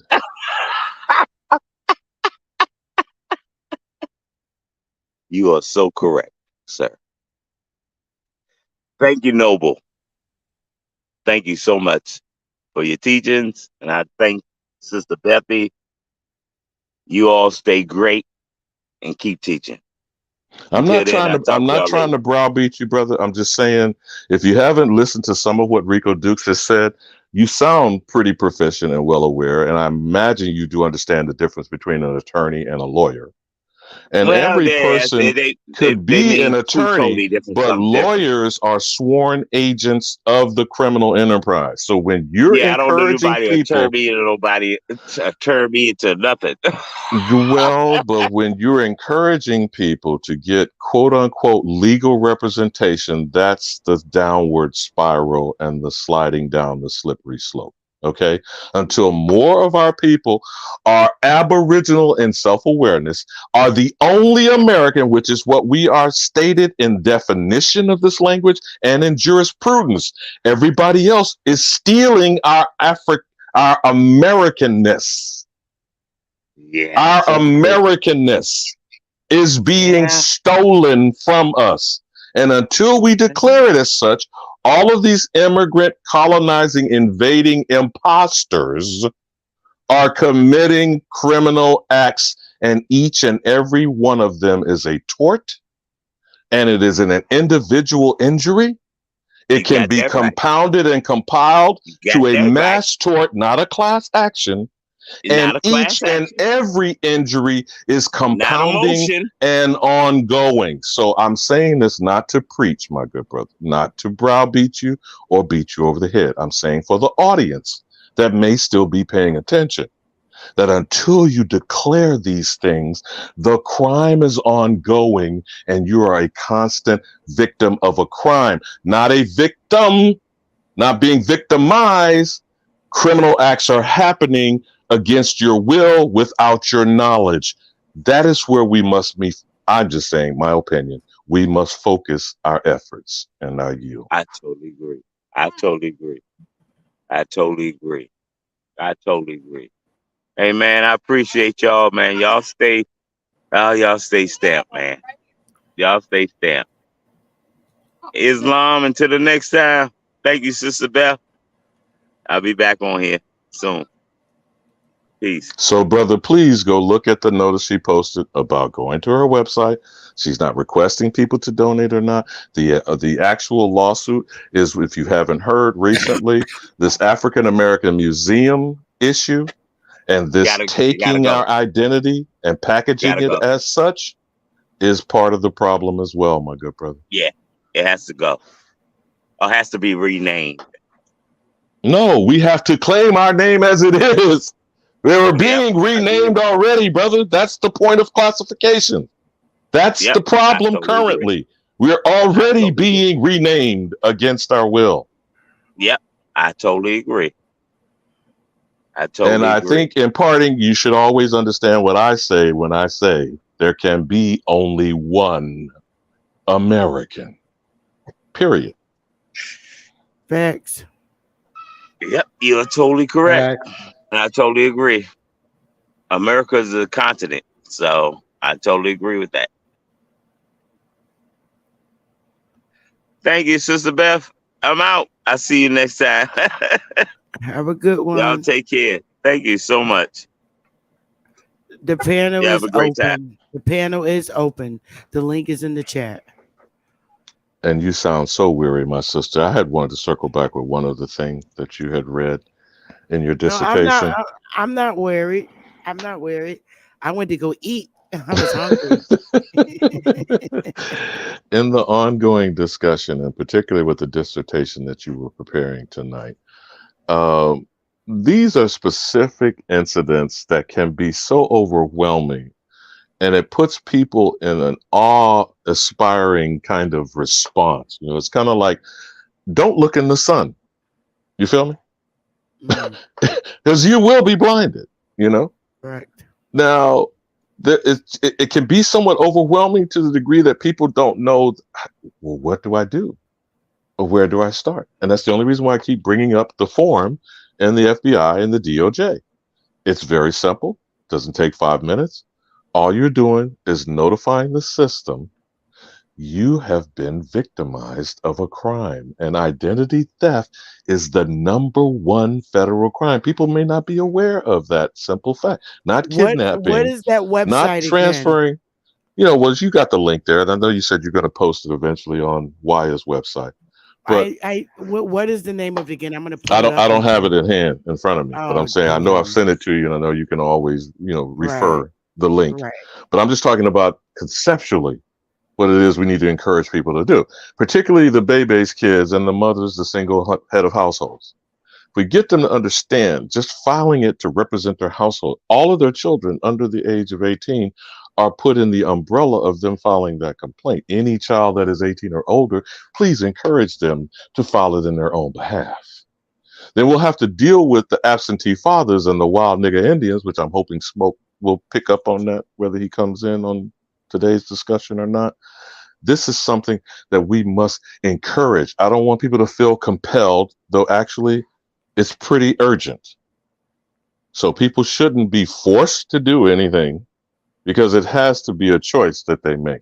But once you realize you are doing this for your ancestors that are walking around in you while they're trying to get you to spit in a cup, your DNA is you, not what some damn Ancestry.com or African Ancestry or the Mormon Church is trying to convince is you. You are you. That's a fact. And you are dismissing, if not disregarding, all of those ancestral stories that have been suppressed and denied. Could you give those examples again for the people in the short bus that are a little bit mentally challenged, maybe, my queen, on how those stories were denied and people were actually threatened with their lives to be calling themselves the Indians they were? I'm sorry, I was in the middle of looking for that. The Racial Integrity link. Act. The Doctrine of Discovery. I'm sorry. Was that move in silence? Come on, brothers. Don't be silent. Speak. Speak, my brother. Speak. No, I was just listening when you was talking about people forced to be, was that the Racial Integrity Act? Brother, Mother Viola Ford Fletcher is 109. Do you know who she is, my good brother? She's one. Viola Ford Fletcher. And just got discouraged by a white wench in a black robe on a bench, dismissing her claim before her bench with prejudice. And she is 109 years of age. Oh my goodness. Saw a man's head explode as if you shot a watermelon. Have you heard some of those incidents she has shared, Queen Mother? At the age of 7. When she was terrorized in the streets of Greenwood, Archer, and Pine. Oh, yeah. This happened while they were sleeping. Brother, this is barely a century ago. We're not getting to the Indian Removal Act of 2 centuries ago. What is the terrorism preventing us from self-identification, good brother?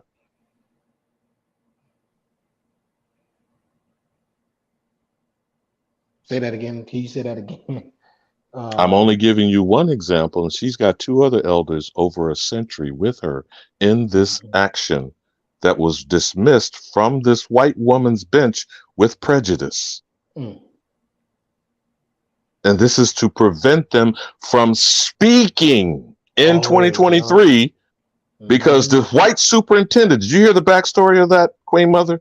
The white superintendent of the current government in Tulsa said we should not discuss the skin color of the alleged, use the word, alleged victims after 100 years while they're still digging the mass grave. Move in silence. That's terrible. And the fact that no justice was still not done just shows you that these terrorists, how evil they were, and it's to the government on down, all sanctioned. It was just a good thing that, lucky that some survived, and they blamed it on them. When I hear that story, it's still, it's almost like if this doesn't get us boiling, and I don't know, nothing else will.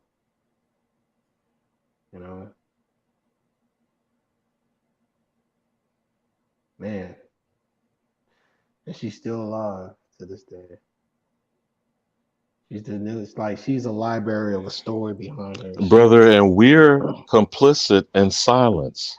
They let a Negro in a purple and gold tie. You didn't watch Cuddy? Yeah, I seen it. Throw that down for you? The Q dogs. Go ahead, brother. Go ahead. Chop it up, man, because we talking about the criminals.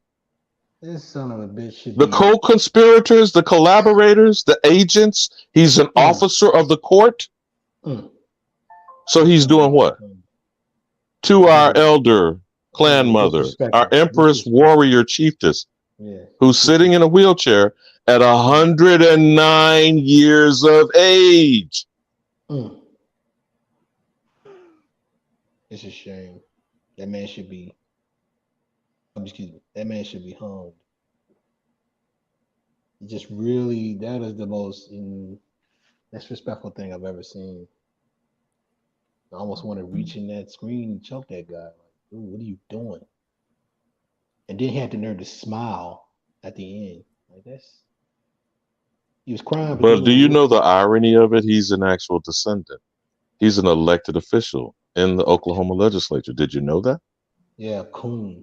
Yeah, anytime they elect any of our people, of course they're gonna be bought and paid for before they even get in office. They're already bought, so you just got a string behind. It's just another puppet that look like us just to do their dirty work. That's always been. It's nothing new under the sun. It's the same old. So when you're a lawyer or a liar who swears an oath to the British Accredited Registry, which most people don't know that's what the bar stands for, which is a foreign entity, you have a title of nobility, whether you use it or not. They're called Esquire. And you're a foreign government agent. I mean, you literally are a foreign government agent. Did you really think about that? Move in silence. And 8 to 9 out of 10 people elected in the House and the Senate are registered liars, lawyers of the bar, including Michelle and Barack Obama. No, I did not know. This is the you want to explain it? Go ahead and explain it, Ali Boom. I got it up, and I put the link in the chat. Now, did you scroll down to the box? Because it sounds like this is when it's been submitted. It looks like the final page there. Okay, so you see there, you see the box. It's only asking for your name. It's only asking for an email address. Yep. And then when you do the drop-down box, when you scroll down, did you ever find that? I think they took it off and it might be put back. There is tribal issues in that category as well. You see where it says victim of crime? Should be scrolled to the bottom, victim of crime. There it is right there.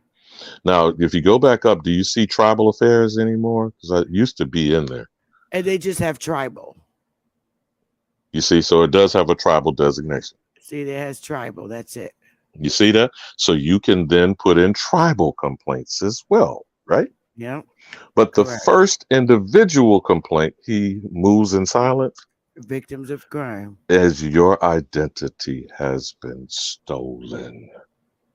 Any document that you have from your entire existence from birth to death, if your birth certificate says Negro or your great grandparent says colored, if your driver's license or marriage license says black, who will put that upon you? Move in silence. The state. Now you got it right. Right there, name, email. You select victims of crime. My identity has been stolen, and you can hit submit, and you can hit the submit Now button. we did share with you a prepared kind of script Right, whether people want to right. do something like that, I because got a I do script. think that there's a couple of things though move in silence to consider. In 1998, the identity theft law under Bush the son made this a level of federal offense. Then in 2004, that was under Clinton in 1998. Under Bush the son, it became aggravated offense with penalties and charges. Now, when you hear the phrase identity theft, you think credit cards and social security numbers, don't you, my good brother? Yep. But whose actual identity has been stolen? Us. Been reclassified 8 times. Ridiculous.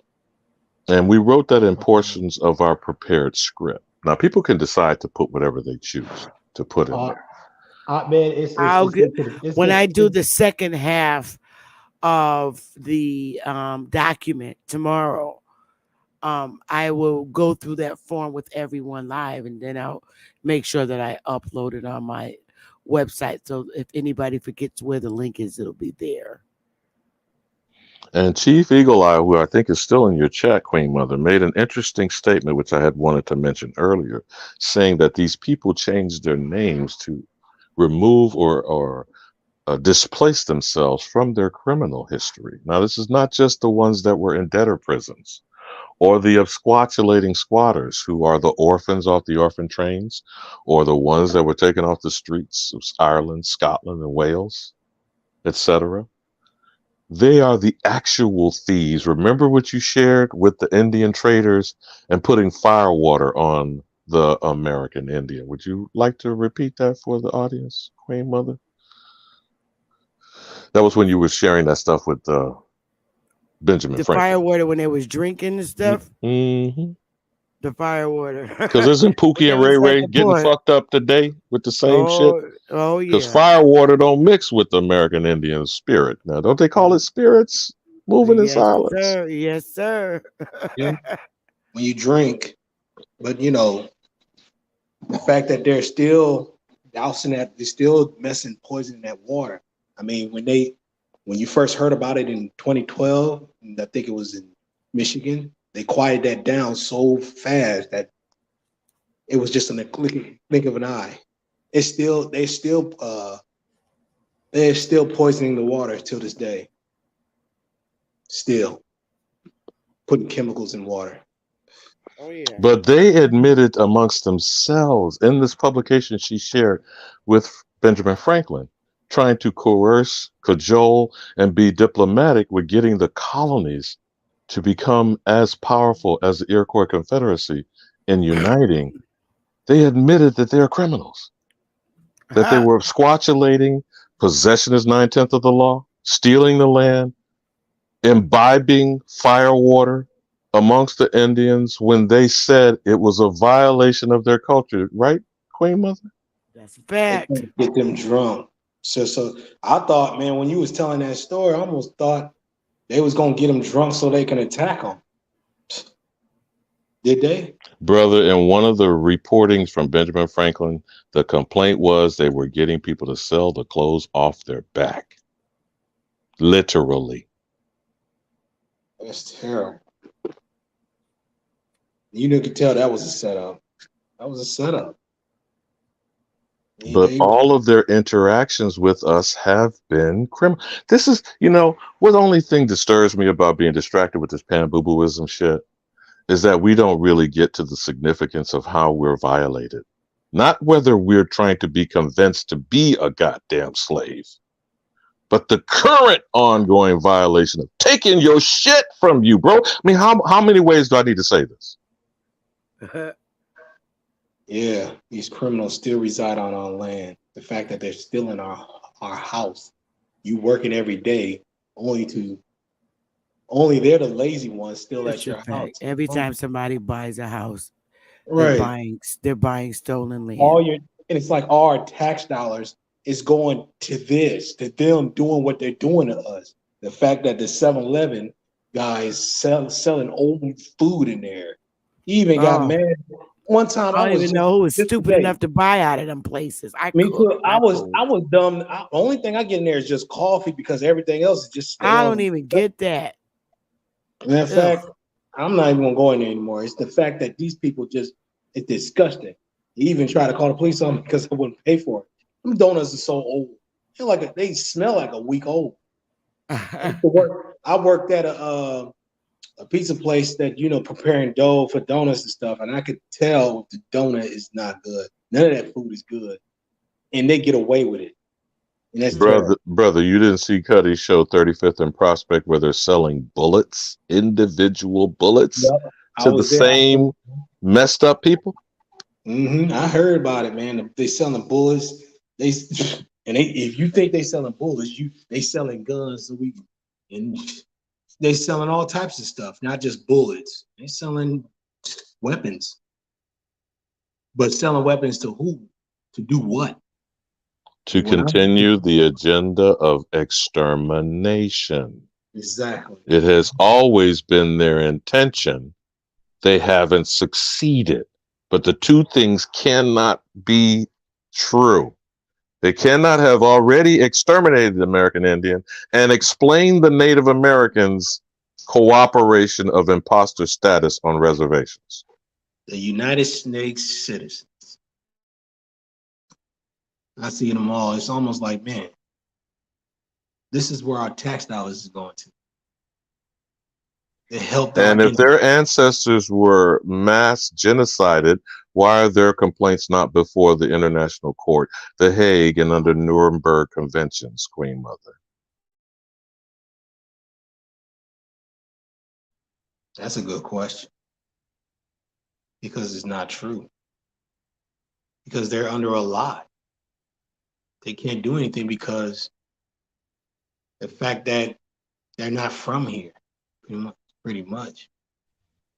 Now, do you see the continued disregard and disrespect that the Pope with his slick ass went to Canada, took a war bonnet from the people they want to now call indigenous and First Peoples, but not do what?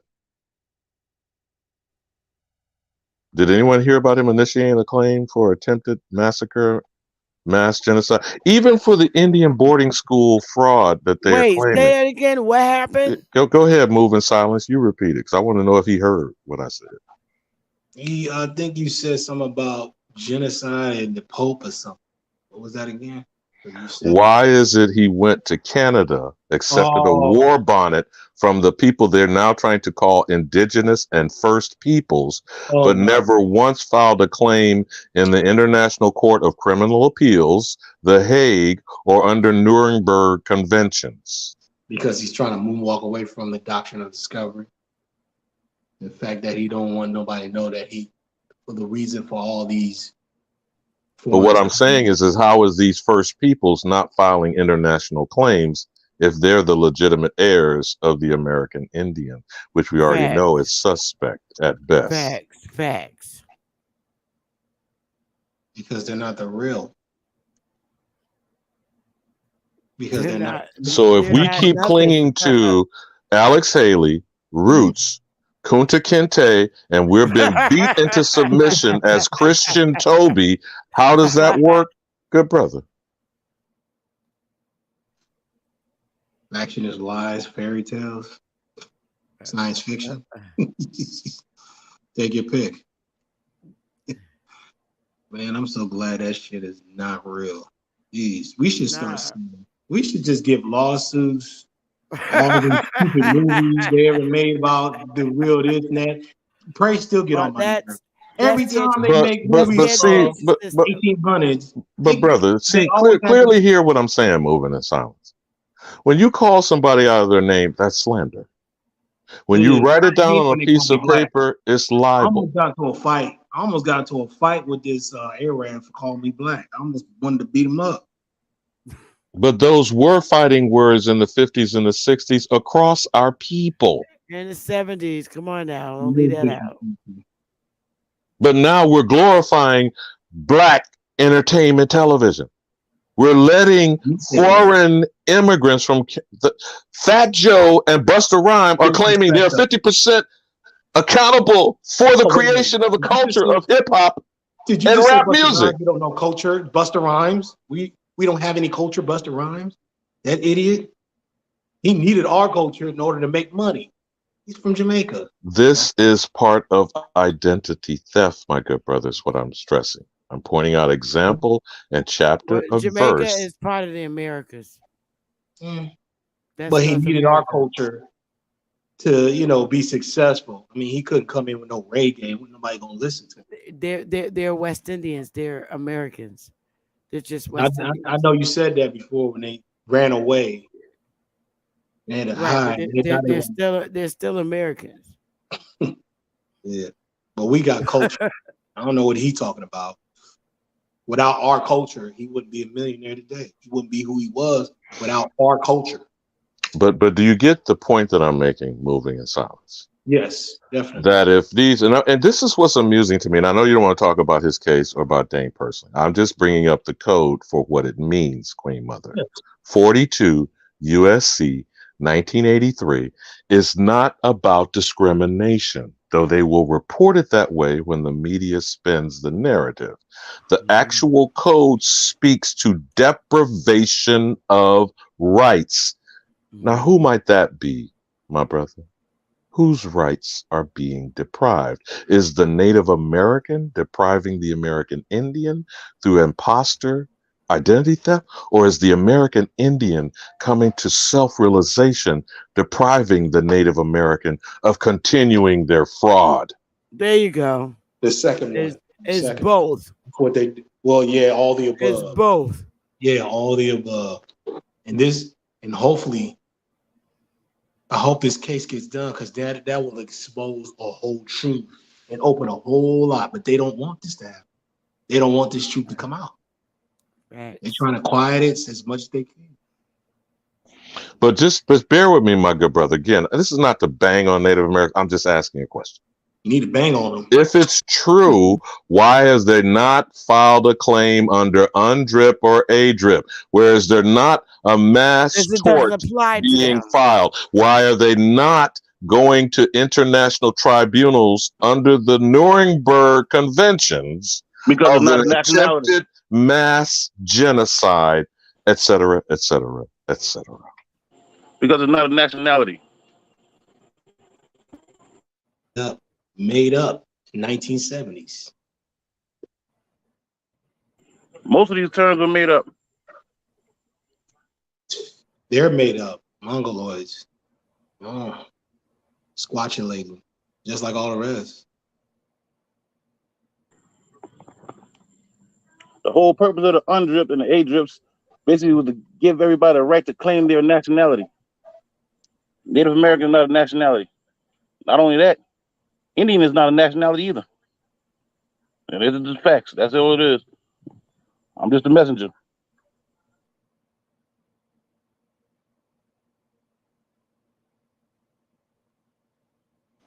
And I just wanted to say real quick, a slave don't have a culture. It's given a culture.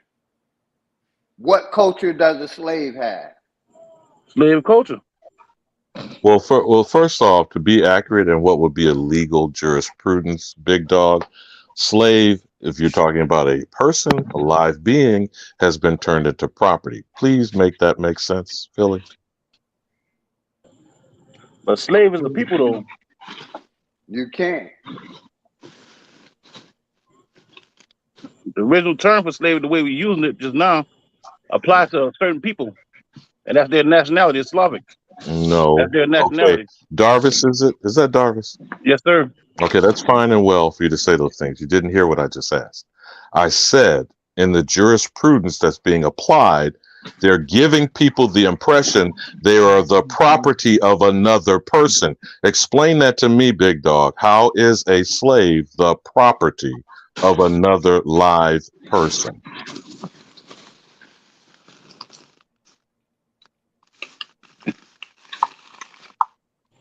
You talking to me or you talking to Big Dog? Anyone on the panel that thinks or wants to explain whether you believe or attach yourself to a slave narrative. The argument is, especially for this reparations nonsense, the argument is that property is going to sue in some jurisdiction against their owner for what? Right. It ain't gonna happen. That's They why volunteered to come here. That's why Congress said they're not paying a slave narrative because it ain't gonna happen. Go ahead, you got it, brother. Didn't exist. But who was? The way we use the term slave, man, sometimes we use it connotatively. But as of now, it was a particular people. They were Slavic people from a particular area that were Yeah, enslaved. we know that, brother, but Yeah. 70 or 80% of our people still don't know that. If you understand what I'm saying, we know that up here. I agree. But getting that to the brothers and sisters, Pookie and them, they've been taught in the miseducation system that that's them, and it's still teaching them that that's them. Go ahead, brother. I agree, man. A lot of times, though, man, we have teachers or people that's teaching us things that don't quite understand it. And they taught us something, not purposely told us a lie, but sometimes accidentally told us a lie. I told some people some things. Darvis, you know what? I'm And not saying that you're intending to do this, so I'm going to give you the benefit of the doubt. Are you trying to excuse behaviors or are you going to answer the question I asked? A person cannot be made property. That's first. Secondly, if you are going to ascribe such a condition to yourself, which sounds to be a choice, you choose to be a slave or you choose to argue being a descendant of slave, then where does reparations come into property suing the owner of what? can I understand what you're saying? Like I was saying, now when it comes down to that term, the way we use it now is connotatively. But the way it was meant when it was originally, denoted to somebody, it was a particular people, and they became in servitude to us, another people. Excuse me. Now, when we start talking about like ownership and whatnot of property, if you have a child, that child will be your property. Believe it or not, until they get 18 and correct their status, or become a majority and correct their status, or get a manumission and correct their status, they will still be property, and it belongs to their parents. Now, since the what they call it, Social Security thing came out, excuse me, not the Social Security, the birth certificate thing came out. If you have that, then that make you a ward of the state. So you're not really property of your parents, you're property of the state. You get what I mean? That's basic jurisprudence, like you were talking about earlier.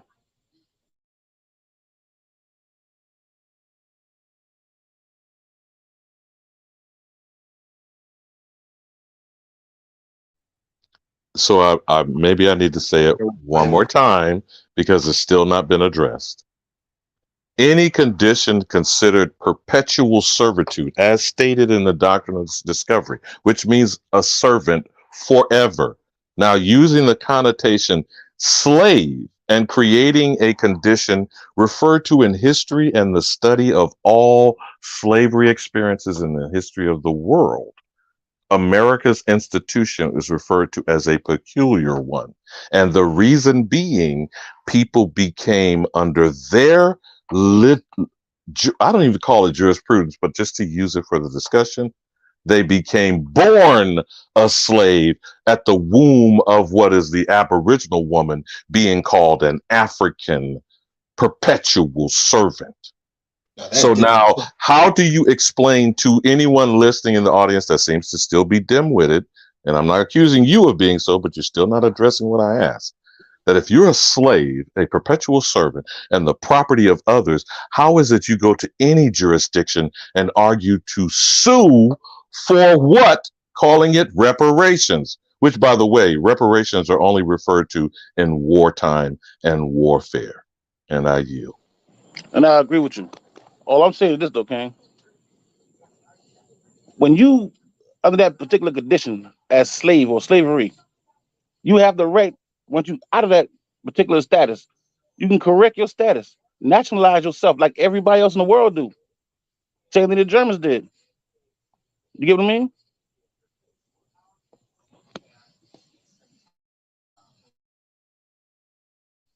That was the whole purpose of the A drip and undrip.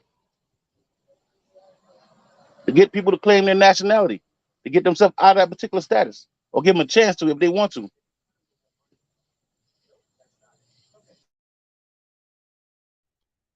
Okay, I'm not going to keep Okay, going at it what's this going way. on? Let me What just address it this way, Queen Mother, because what's again, going on? the simple What was question said? I asked that I stepped away. I I stepped got you. away. I got you. The simple question that for whatever reason people are not answering, and I'm going to state it one last time for you having not heard it, that to be a condition of what is referred to as a slave, particular to the American peculiar institution, is to be the property of others forever, from birth to death, out of your womb, Queen Mother.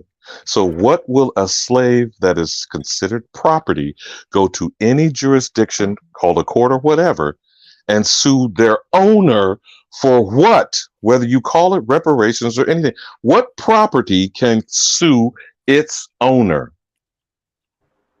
None. None. Yes, you can. It's been going on all over the world. Word. Um, Remember now, these so-called white people that we claim to be the masters or whatever, they were once slaves also. They correct their status and they pulled themselves up.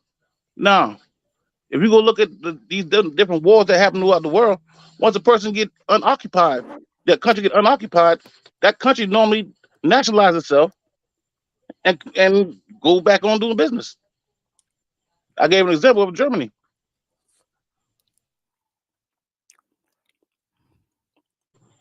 That's all I'm saying, King. I'm not here trying to step on nobody's toes or whatnot. Do you see this convolution here of language, Queen Mother? So I'm trying again, one more time, to express this in simplicity.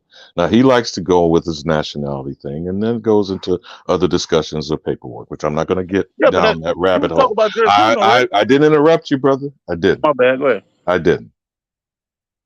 The fact remains, and I make very clear wherever I go and make these discussions, there can be only one American. Now, you might want to call it nationality status or whatever. That's your choice of terminology.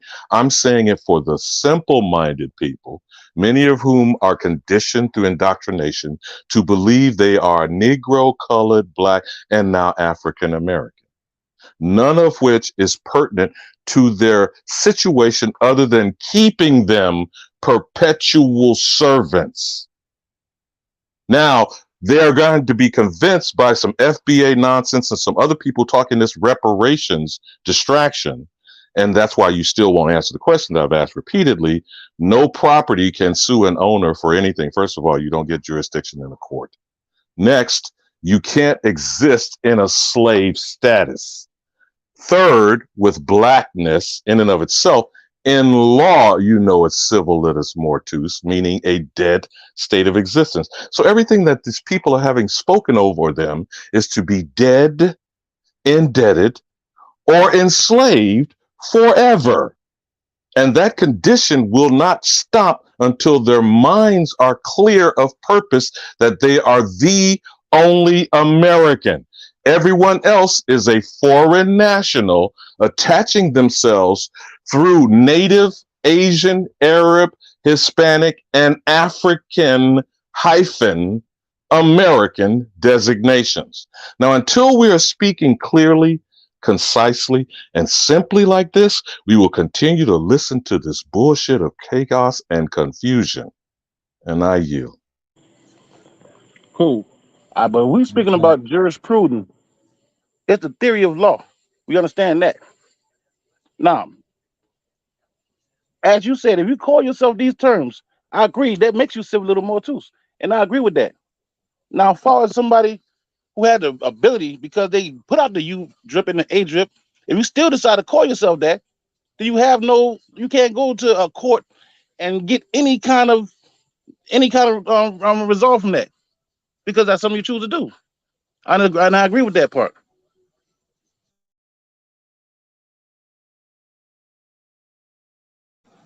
But like I said though, without a nationality, law doesn't apply anyway.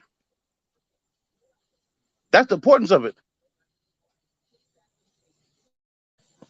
People that use these. So is it your again? I'm just trying to be clear with you, Jarvis. I'm not banging on you, and I don't want to seem like I'm being combative with you.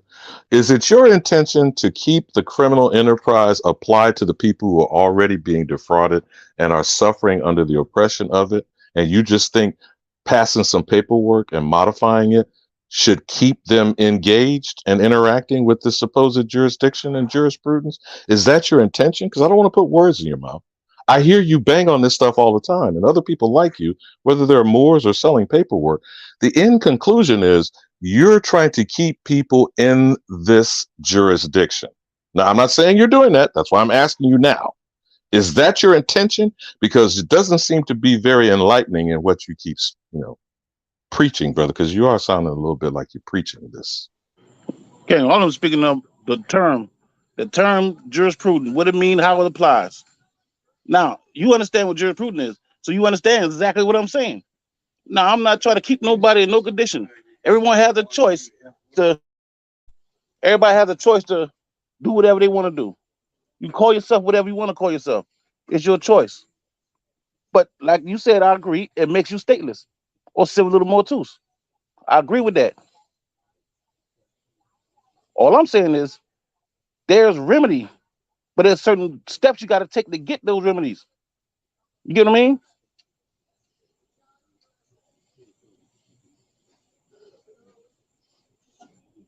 I'm hearing you say that, Darvis. I have yet to see any person from whatever these movements are, particularly those who I won't name because I don't want to sound like I'm casting aspersions. But anyone pushing paperwork or interacting with this criminal enterprise has yet to show me evidence of remedy. Now, you could say whatever you choose, but where's the evidence, good brother? I mean, anyone else on the panel want to? I mean, because I might be missing something. Queen Mother, Big Dog, I mean, whomever. Where's the evidence? All right, as far as what evidence to what? Was not the last statement out of your mouth that you can prove remedy? Because I don't want to put words in your No, mouth, no, Darvis. no. That's not I'm what I said. listening to what I'm hearing you say. No, that's not Please, what I maybe said, though. for the slow bus and little old me, this old nigga, where the evidence of remedy has happened with pushing paperwork. Cool. All right, when you called yourself, I'll tell you what, like, you was in the military, right? Correct? Just answer, brother. Just I say was whatever trying it to, is you want to say. all right, back to what I was saying earlier. When I say remedy, I said there is remedy, but there's steps you have to take. Now, as far as the remedy, that's you talk about no longer being considered as a slave or civil little mortus. That's the remedy. And if you do those steps, then law can actually apply to you. If not, we're still dealing with civil rights. Civil rights are not law. They're two different things. Right is something that people agree to give to these people for whatever reason. But it's not protection under law.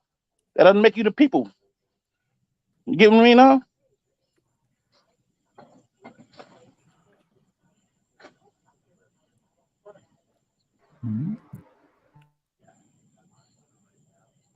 Queen Mother, He Not Night was asking if he could come up. Is you still have the link pinned to the top, or maybe he doesn't see that? I'll put it in the chat again. Yeah, I was out for a second. Did I miss that? Oh, never mind. You kind of muffled moving in silence. You still gonna move in silence or speak, brother? Speak. No, I missed. I think I clicked the wrong button. I was out for a little bit. What did I miss? It's pinned to the top. Yeah. The link is in the chat. I maybe, because I don't want to sound like I'm beating a dead horse, Queen Mother. Maybe I'm not making myself clear. Until we get in a certain frame of mind, individually and collectively, and you all know why I stress there is only one America. Until we're in that state of mind, I don't feel we're going to extricate ourselves effectively. So in the interim, that means we are still navigating a criminal enterprise. Is everyone in agreement to something about this conversation? I don't agree with that, but I understand what you're saying. Yeah, I'm with you, brother. I'm with you. Well, since Alabama. you're the one that don't agree, Darvis, then tell me where there's some successful navigating in this mystical, magical remedy you suggest, but have yet to continue to prove evidence of it. You guys are Indians, correct? You part of a tribe, correct? When you turn to your paperwork to correct your status, to make sure you understood who you are, you got a certain amount of remedies. You're no longer black. You're no longer these misnomers. So you get a certain amount of remedy that other people don't get. You understand what I mean? Would you agree with that? So when you enter somebody's jurisdiction or someone's court, you can use that status and you can get more remedy than say a person that call himself black, or say call himself African American, or call himself Negro. That's what I'm saying, King.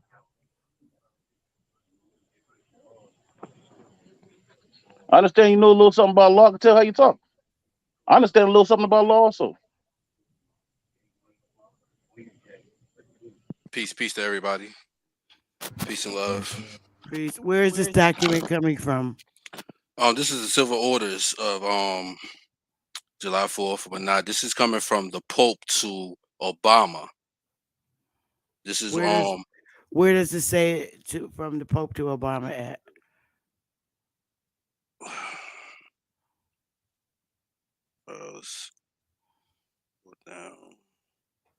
You want me to read it, or we can start No, I reading can read very well. I'm looking for where it came from the Pope to Obama.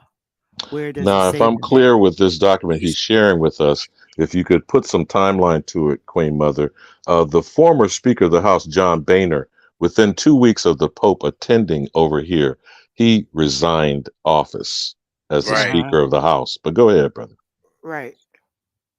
I was bringing this up because this is due to what we learned as far as a lot of people don't know about what the Pope did over in so-called Canada. He renounced the doctrine of discoveries or whatnot, and which he already did that for us in 2014 as the American citizen, as the American state, right?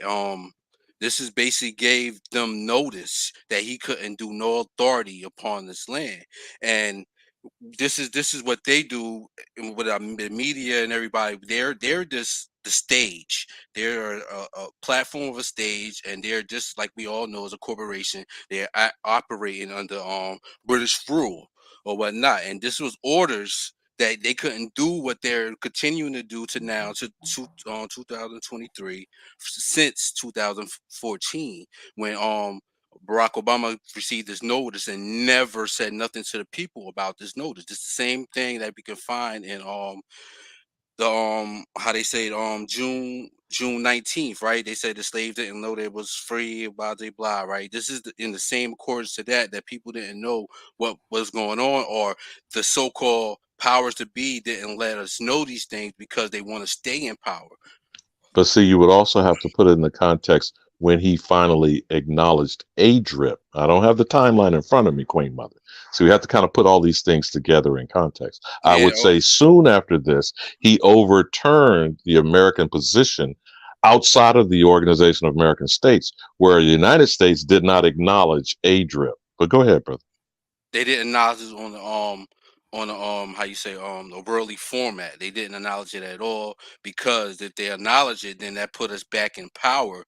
And only thing that relinquishes our power right now is that we're not unified into a consulate for nations in the Council of Nations, and this is our seat as has been vacated or vacant since these Christian crusades, so say, upon the American soil. This right here, this states that they already noticed that this is a corporation, and they said they had no authority upon these land. Now we see the operations, continue operation. They don't buy Okay, by.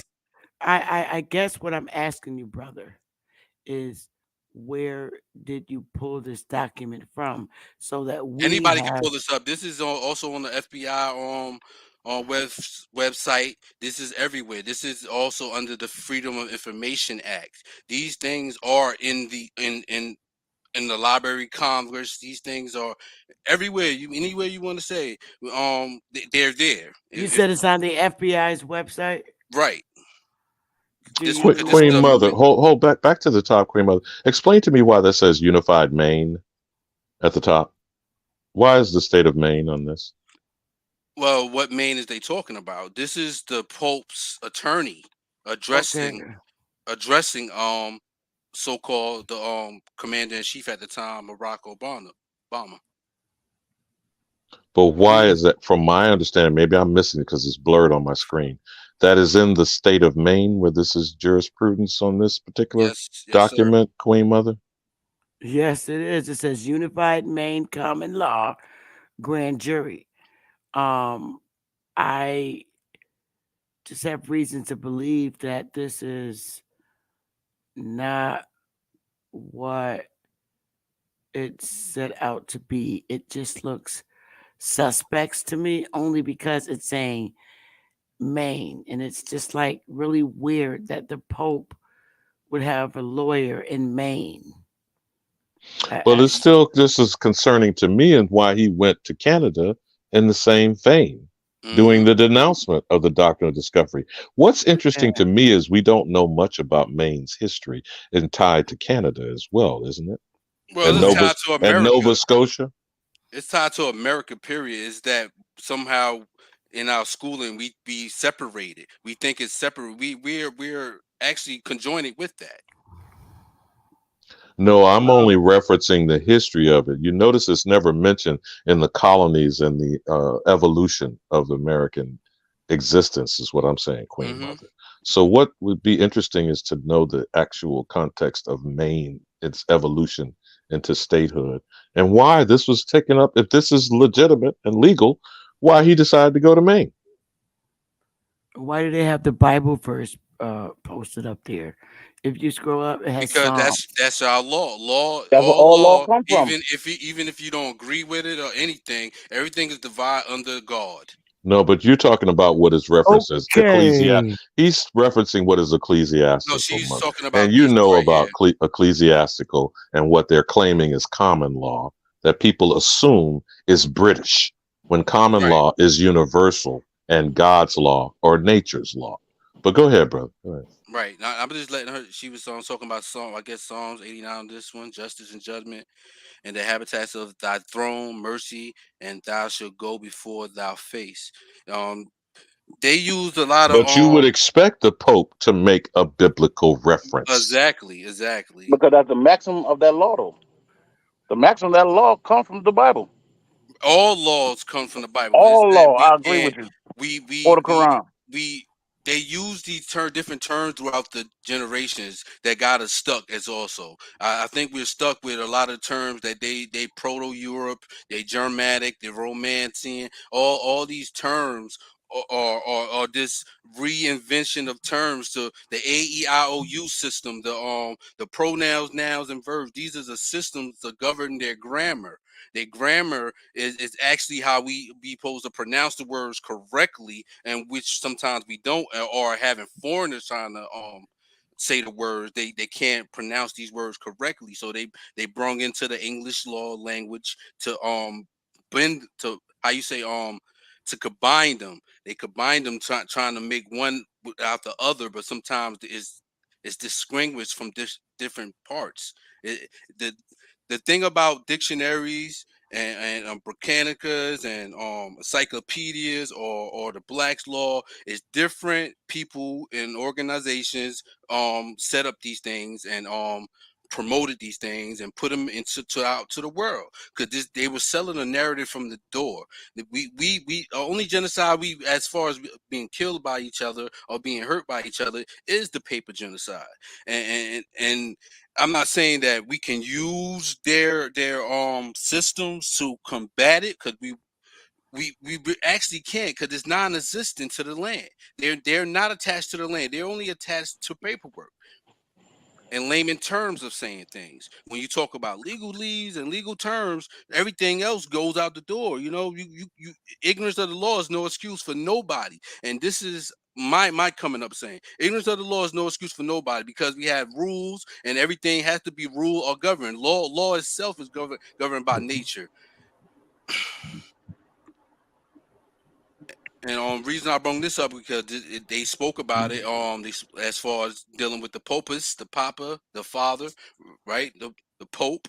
They already have talked to us and gave us notice of something that they were trying to, like you say, walk off of the doctrine of discovery. And they notify who are the American states, not being the American United States citizen. These are two different categories of people. Being a United States citizen leads you to be having privileges and rights, and you live under that shield of rule of law. That what they call, you hear the code words all the time. They say rule of law. Anything else is natural law and being in a natural state of mind, which we are not, because we are still, how you say, the store is closed, but the owner foreclosed on the store, and the store is still open, but he's still selling things out of it, and people don't understand that he don't even supposed to be there no more. Like this is what we dealing with right now. We dealing with occupation of the land, and they most of us are going to be scared because of their artillery and their war machines and their war tactics. We already know their mindset is always going to be on the lower half of us. That means on the bottom, always going to be bottom top minded. And these entities of people are going to fight nail and tooth to keep the truth away. They already show their power with witchcraft and casting us into this spell, which is the spell of names and linking people to a particular point or a particular landmass. And we already understand that they're stealing our name, going under the name of, and coming under the name of it. And nationalization, in the nationalization action, trying to make them be alive. We looked at, it's hard to understand what's ancient and what's history and what comes forth and what's been foretold and what's been theologized or romanticized or German sides. These things are like novels. We are in a play that we are not actually active in. We're just the how you say, the people you see in the background when you see the main character, with the people that's walking around and not even in tune to what's happening, because that's how they made. This is what they wanted. They wanted a nation of workers, not a nation of thinkers. They're in this the doctrination way. They have seceded because we fight amongst ourselves trying to even figure out who we are when we know who we are, and we still use terms that they terming us under. These terms going to always keep us in perpetuated servitude. Okay, well, I don't Which mean is to a cut dirt you sheet. off, sweetie, and I'm not trying to be a bitch, but I have been on for 4 hours, And I and know you're tired, Queen no, no, Mother. no, I'm good, but I just want to know what your thoughts are on this, as far as unified main common jury. Well, I Citizens and grand juries, also known as common law grand juries and people's grand juries, are sham juries created primarily by adherents of the sovereign citizen movement who have a fondness for creating fictitious judicial and government entities. I don't appreciate you coming on my panel deceiving my audience in this manner, young man. so This let is me get it not, correct. You're this is saying no, I'm not I finished. deceiving you? I'm not finished. I think so because I just viewed it and I don't appreciate it. I think that's wrong. I think it's disingenuous. You people continue to try and sneak your way in our people's life and it's shit like this where I say that I don't want to hurt my community with. It's this type of shit. It's a sham. And how dare you? This is not what I'm into. I'm a very real person and I do very real things. And I don't like to hurt my people with bullshit like that. And it's wrong, brother. I No, think you're wrong. No, you get out of here. I don't have time. I don't. I really And I don't. know you probably want to wrap up, Queen Mother, but Yeah, I want to do wrap up. I just wanted to take one approach Go ahead about and whether take your it's time. legitimate or not. Take your Because I can time. understand your reaction in saying that it might be a sham, it might be something that comes from certain communities. You already mentioned sovereign citizen, which is an oxymoronic statement.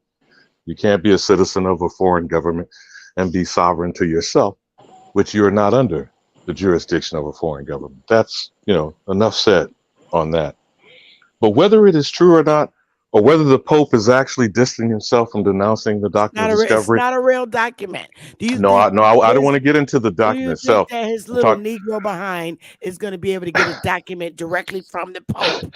It's not Well, happening. well, I'm not even suggesting that. I'm How many saying, people are asleep here?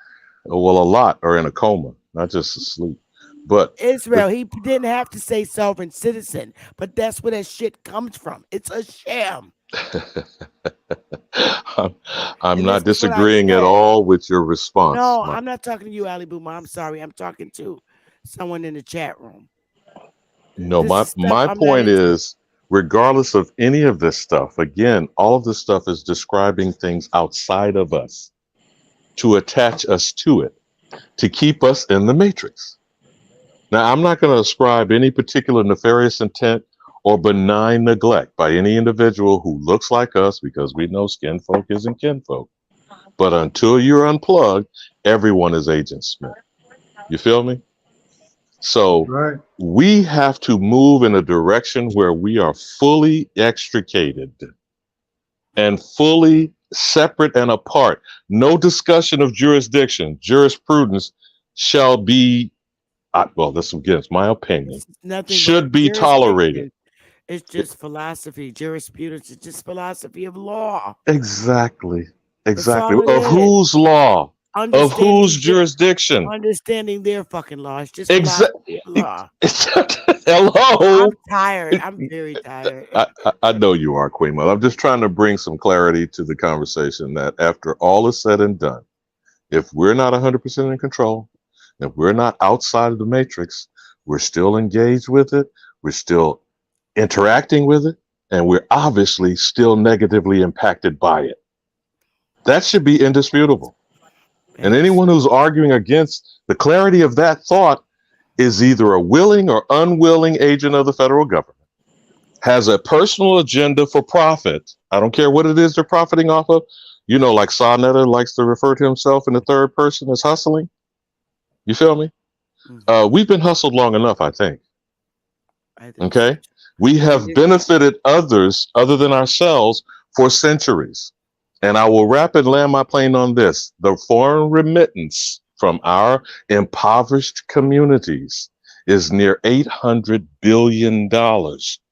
Now, for the rest of the so-called highly educated, boule, fraternity, and sorority, high-minded middle-class Negroes, how about helping us get some of that over $2 trillion of purchasing power redirected in our hands, building factories and jobs for the next generation? Or please, and I'm saying this kindly as I can, shut the fuck up. And I yield. Amen to that. So, excuse me. Excuse me. I'm just saying this here. These are the things that I keep a sharp eye for our people. I'm not with this bullshit that they're spreading. These sovereign beings, they come around with this bullshit. And this is where I get protective of our people and our community when it comes to their education level. Now, someone in our community could very well look at that document and not know any better. And they humbly believe it only because they feel someone that's a little bit more educating, knowing how to deceive the law in many ways, their law in many ways, and draft up shit. They're easily fooled and they're excited by that. But it's up to people like myself, and there's a lot of me's, to protect our people from that shit. And that's why I'm here, because I don't want I think enough, like you said, of our people, or at least people that look like us, have deceived our people with these paperwork bullshit. And I'm serious. If I didn't know any better and didn't think on my feet differently, I'd be fooled too. But imagine someone in our community that's not well versed in reading and writing and understanding, where the education level is very low. Now it's up for me to either protect, as a matriarch would, our community, or jump in and help these bastards deceive my own people. I'm not doing it. So Sister Bethy's channel is probably not the channel that you want to be involved with, because I'm here to protect our people from the bullshit. And I hope you perish every time you deceive our people in our community. I'm tired of it. I land my plane there. I have a question, Queen. So so y'all saying that common law is not really a real jurisdiction? I'm curious. I want to. Here's what I say to that. Go to the court and see how you do and let us all know. So you're saying that There's a lot of states that don't recognize common law. A lot of states. There's a lot of states that do not recognize common law. One thing that's considered a common law, when somebody's been together for a very long time and then they're considered to be the wife because they was together for so many years. Connecticut don't fuck with that. There's a lot of state that does not recognize common law. So, but I'm going to end it there because I'm really tired. Tomorrow I'll come back and read the second half of that information to my audience. I'm just like a little upset right now, Darvis, and I don't want to go any further because to do that on my channel, and it's like they sneak their way into things. And I knew that there was something wrong immediately because this man did not want to discuss the title. And I don't like that. I don't like it. It doesn't profit me at all. And we shouldn't have underhanded manners of trying to insinuate yourself amongst us as a people. And I apologize, my good mother. Not that I could have defended or protected you any better. I thank you for your time, your patience, and access to the panel. Move in Silas, Darvis Blaylock. Brothers, y'all finish enjoying the rest of your evening, man. You're always welcome here. I only say this in leaving, that the truth is only with us. And there can be only one American. And I yield. Facts. So I'm going to go, gentlemen, and I'll be back tomorrow evening to read the second half. Well, peace to the panel, peace to the queens, peace to the goddess, peace to the gods, peace to the family. I'm out. All right, peace, everybody. Peace to the panel. Good night, everyone. You guys have a blessed and warm evening, if you may. You too, Sister Beth.